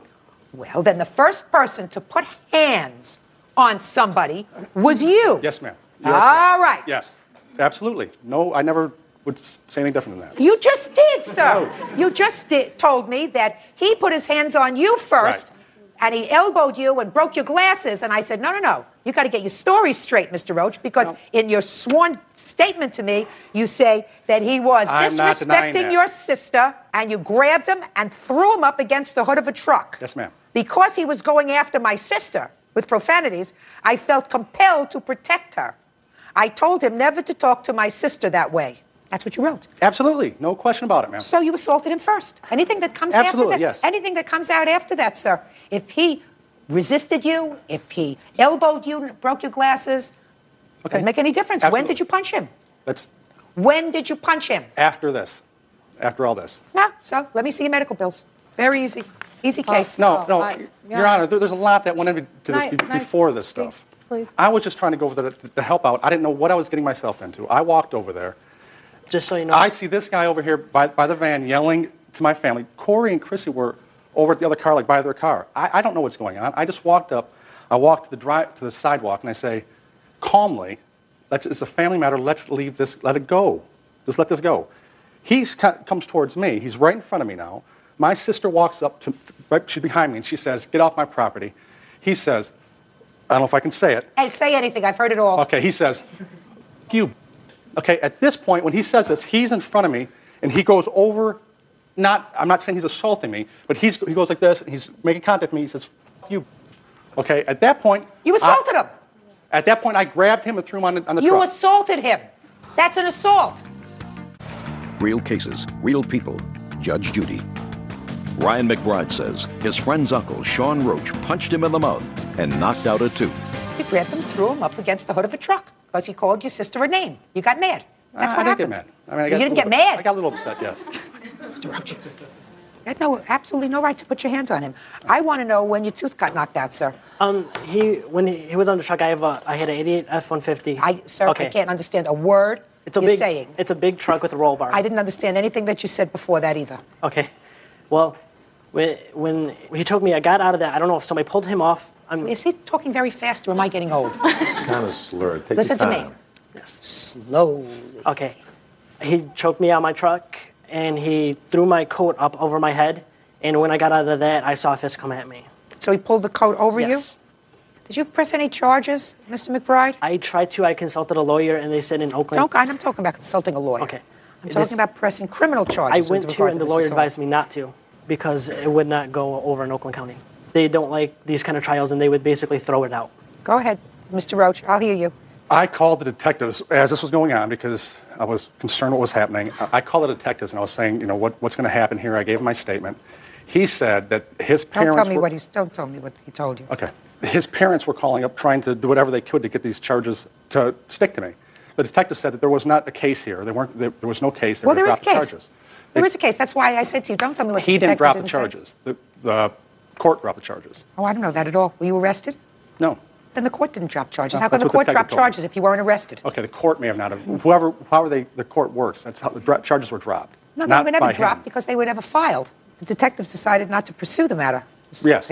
They probably listened to you when you said that he elbowed you first. No, I You grabbed just him told- first. I'm sorry, No. I misunderstood. I grabbed him first. No question about it, ma'am. No You grabbed him question first about and it. threw him up against his truck. Yes, no Okay, question about judgment for the plaintiff in the amount of Excuse me, Your Honor. $5,000. That's all. Can I not speak? Because No, this is, can't it all- speak, can't it say has it. to do with beforehand. He hit me. Excuse Ryan me, hit me too. Just a minute. Your bills, sir, are almost $5,000. Can you tell me why you're only suing for $3,000? In Michigan, they will only allow me to go up to $3,000. Oh, I suppose that's your. What about him that's assaulting your- my sister? Yeah, he hit me too, That's Your okay? Honor. Before he got hit in the mouth, he hit me. Ryan hit me. Yeah. So where's your lawsuit?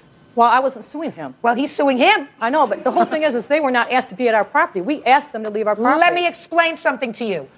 Step up. I'll give it to you very fast. How is Christina related to you? She is my daughter. And listen to you. She is your daughter. Up until that time, was she living with you? No, she had left a couple weeks before that. She had things in your home?